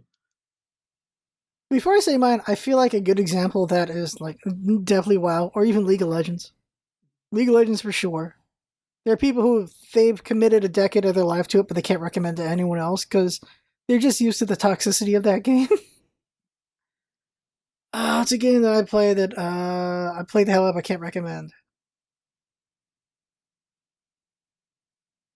I don't think I could recommend. I don't think I could recommend TF2 anymore.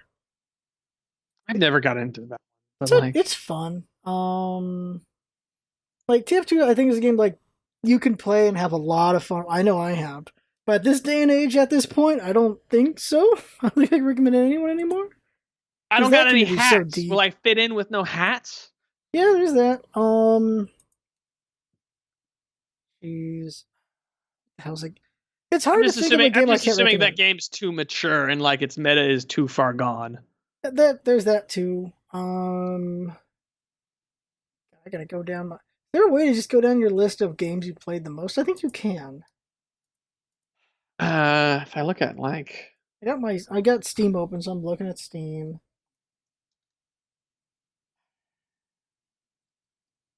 I don't know, if you've spent so much time on it, how can you not recommend it? And like, oh yeah. But that's if you're just playing trash.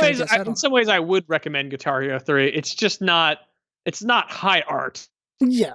if that makes sense. Like, it's not like, oh, everyone should experience this masterful experience. Like, nah, it's just I got really into this and it's amazing, but I can't like make a recommendation to the masses to play Guitar Hero 3 in 2020. Well, that's true for sure. Like, I guess those are games that are aged out. So yeah, TF2 is a game that's aged out for sure. I'm just thinking of a bunch of games that I could recommend. Damn it, what's a game I can't recommend? God help me.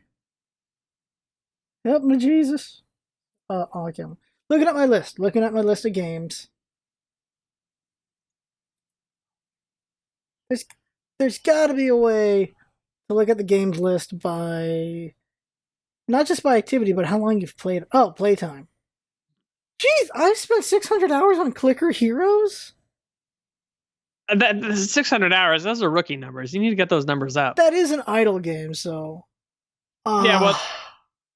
Okay, I was gonna say Steam hours tracking isn't super accurate. Honestly, it isn't, because I've spent way more hours than it says for a lot of these games I'm looking at here. Okay, like for example, I have one idle game on Steam, and I don't really have a lot of stuff on Steam. I have one idle game on Steam, and I have apparently 4,000 hours in it, just because I left it open for a year. Yeah, that's idle. Yeah.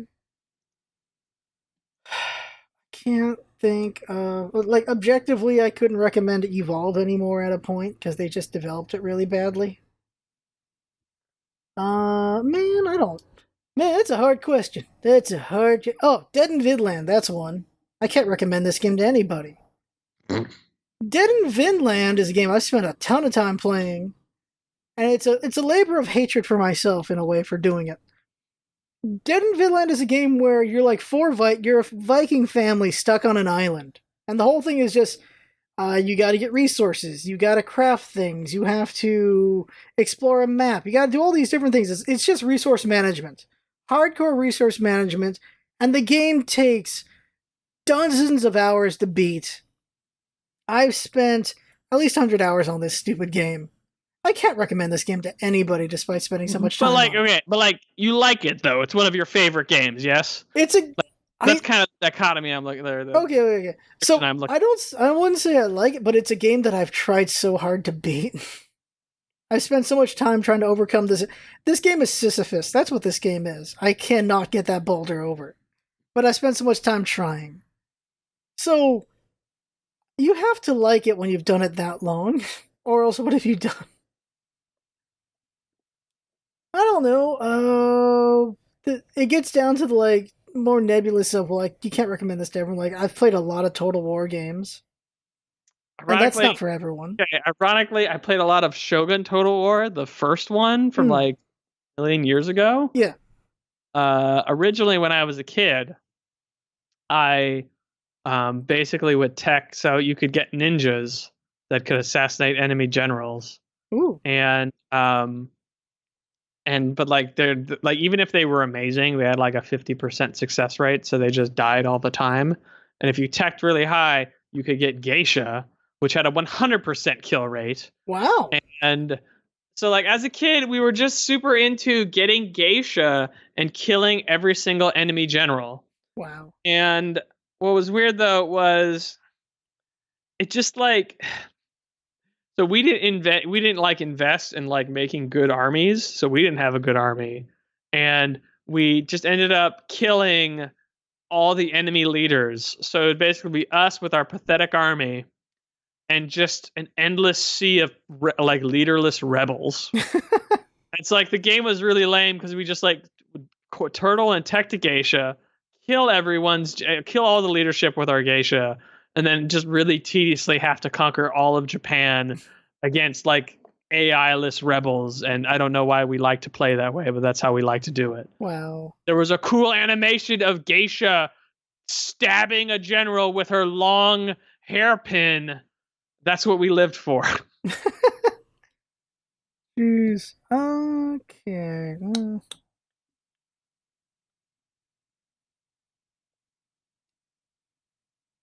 Man, I don't. Man, you ask a hard question. You ask too much of me. Shit, I could just hit you with nasty first date questions if you want. What? for sex. Okay, so we are Lost Scarf. yes. What are your aspirations for your life? Where do you want to see your life going? What are your goals for your life? How existential do we want to make that? All right, okay. Real truth, it's I want a goddamn family. I want my family in the first place. Not Harrison Ford. I want my family back. I want to make one in the first place. Mm-hmm. That's a real aspirational goal of. Mm-hmm. So that's why I went out and did improv, just to get out there and do more things. So that's an aspirational goal. There's one.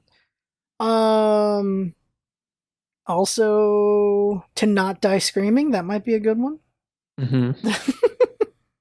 So you want someone to kill you, like a serial killer, to murder you by stuffing plastic bags down your throat? Is that what you're telling me? Oh god, that's horrible. That's horrible. You are a muff. Oh, okay. Let's see. You're looking for angles, I guess. No, really, it's aspiration goals. Have a family, because that's just something I want. Not everyone needs to have a family, but it's one I want. You played Bioshock. You beat Bioshock. That ending got my ass. Bioshock 1, yeah, sure. That ending got my ass. So yeah, I want a family, and I'm getting the one where he nukes everything. Yes, let's go with that one. Family's one. I would like. Honestly, there is a bit of me that wants to be popular again, so I'd like to get that going. Even if I never get popular again, I'm not unhappy with what I've made, with what I've done. I probably preventing those suicides probably helped with that, but also because it's a creative outlet, so that helps as well. But it would be nice to be popular again and make money off this again. And then maybe as a third thing is just, I don't know, hopefully still be happy at the end. That is existential as hell. What are your ideas for prestige content? You really want that Kirby video, don't you? You really want that one. I think LostScarf should make clickbait endurance editing videos where he does things like rank every Kirby power from worst to best, and it's like an hour and 20 minutes long, because those are the kind of videos that I would click on. That video, I would not click on here's a let's play of some obscure Kirby game, but I would click on here's the Kirby powers ranked from worst to best. I don't disagree. I think here's every Kirby level ranked from worst to best. Oh god, that would be something. Here's every Kirby enemy ranked from worst to best. Here's honestly, every Kirby song ranked from worst to best. Those would be fun. I don't have any problem with doing those. I just don't know when I would do those. But I still would rather do them in chunks than one big gigantic beast. No, all at once. That's what people want to see. Also, you're bad at self-promoting. Watch. What's the name of this podcast again? Basically a podcast. Everybody, welcome back to Basically a Podcast. Remember to leave us a 5-star review on Apple or iTunes. It really helps getting the word out about this amazing podcast. If you leave a question in your 5-star review, we'll be doing a mailbag next week. So if you want to get your question read, leave that 5-star review and give your question right there. We will answer literally anything. We have no shame. 5 stars. Give it to me. Come on. Let's go. Maybe one day we can afford an RSS feed. Let's do it. Ouch. You cut me deep, but it's true. It's something, honestly, it's... Also, this is on YouTube. Remember to like and subscribe this video. Leave a comment down below. The robots need to be appeased. They want to see your comment. They don't care how dumb, do better than first, but just be like, wow, what an amazing guest. Thank you for providing this amazing content. Much love, random commenter. And we will give it a heart. And give you attention, and we'll respond if you ask a direct question. And just maybe we'll give you a Steam gift card to one random comment. You don't know. Do it. To be honest, if anyone's this far in, do that. If someone got this, there's at least 2 people I know who are hardcore enough to get through this entire thing. So you're appreciated, you two. It's weird when you look at the analytics and you it's 10 seconds. There's videos with thousands of views and just people looked at the first 10 seconds and they left. I'm like, what the hell? All right. Or they looked at the first like 10 minutes and then they left. It's weird when they're halfway through it and they didn't finish it. It's always odd to me. Especially with like I don't know, like gameplay stuff. Once a guide, I guess like well they got the information they wanted. I don't know. But you're not wrong in the things you point out. It's things I should do better on. And is it making an excuse by just acknowledging it? I think it is. Like in politics, in anything, when people are like, you're right, we could do better on these things, and then nothing changes. Like even in the relationship where a boyfriend or girlfriend be like, yeah, that what I did was effed up. And since I acknowledged it, we're good. Now we don't have to do anything. That's just a thing people do, huh? I mean, acknowledging it is better than not acknowledging it. True. Yeah, I don't know. I prefer apologies. It's nice when people can somewhat. It's annoying when people like their egos get in the way of just the bare basics of acknowledging their issues. True. Like I don't know. There's kind of a degree of like, if you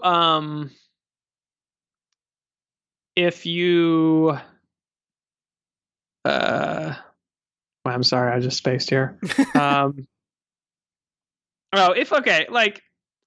If it's hard to come to someone and like confront them about their behavior. So even if the person is totally wrong, like they've totally misread what you were saying, they've wildly misinterpreted it, or they have some weird sensitivity that literally no one else has, that there's no way you could possibly have known about. If someone bothers to come to you and say, hey, you did this thing and it really bothered me, like I think it's like I like even if like the person's 100% wrong, it's hard for them to do that, and it's usually not that hard to like try and accommodate them. Yeah. Even like I said, even if they're wrong, like whatever. I mean, like a lot of people just never talk to you again, or just like, well, like your friendship will just die or whatever. So I mean, if someone's like bothering to talk to you about it, they value you enough to talk to you about it, and the least you can do is kind of try and accommodate them. And like from the other person's perspective, whatever, sometimes it's hard to change your behavior sometimes if someone just tells you once, so you might need to be reminded again. But like I think I think you can do a good faith effort on both sides and eventually get better to a more tolerable place for everyone. Good point. Yeah, that's true.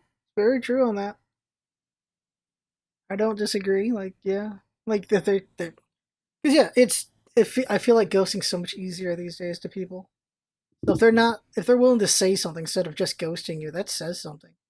Mm-hmm. Same thing goes for I don't know. Dating apps you get ghosted so much it's annoying. Just the age we live in on that one, I suppose. It's just easy to disconnect. I mean, girls get a lot more attention, so True. I mean, it's easier for them to get distracted. But if I ever ghost people, or just like, I'm usually not ghosting them. I'm usually just like forgetting, and I will like, hey, if you message a second time, it's like, oh, this person really likes me. I should pay attention to them. It's more of just like, I don't know, like it's just there's like so little investment early on. It's easy to forget about people, if that makes sense. Yeah. So in conclusion, I don't know. I don't know if you like honestly gave a crap and you messaged someone twice, I wouldn't view it as desperate. I'd be like, oh, I was neglecting this person. This person is into me. I should totally pay attention more. Yeah. On the other side, not of that, but just think of another thing is just sometimes you do forget about people. You just forget. I have people I'm like, well, I haven't talked to this person in 2 years. What the hell? Or you're just like, oh, I should check up on this person. It's been 2 months. What the hell happened? Sometimes you just forget. Weird. I don't like connection and disconnection just seems a lot easier these days. Or maybe it's always been that way for people. They just made a better habit of just keeping in contact. I think the world used to be a lot more boring, and Also it made that- things like that easier. Like it's a lot easier just to be constantly distracted. Like That's if you were very super true. bored, you would circle through everyone you know to hang out if you were really bored. That's a very good point. Yeah, there's so many distractions now. Like, I distract myself a lot. If I'm not working, I'm making content for the channel. I do that a lot. I have a problem. All right, so we're getting to the end of this thing. So, information on TooPrime.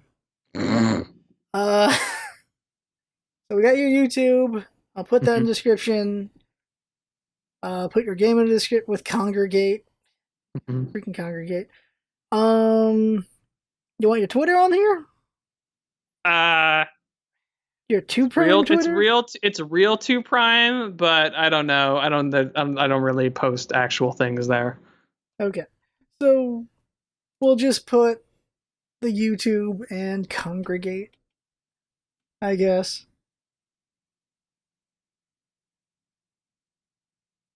Yeah, just think about it. Your thumbnail is Beanball on YouTube. Your thumbnail is because Beanball. I own that art. Yeah. So just thinking about it, I was like, oh hey, there's a connection. Okay, so we'll put that all out. And so we're ending this thing. So this has been basically a podcast. 3-hour podcast. This is gonna be fun to edit. I'll tell you what, you can like before you upload it, you can send it to me and I'll listen to it once.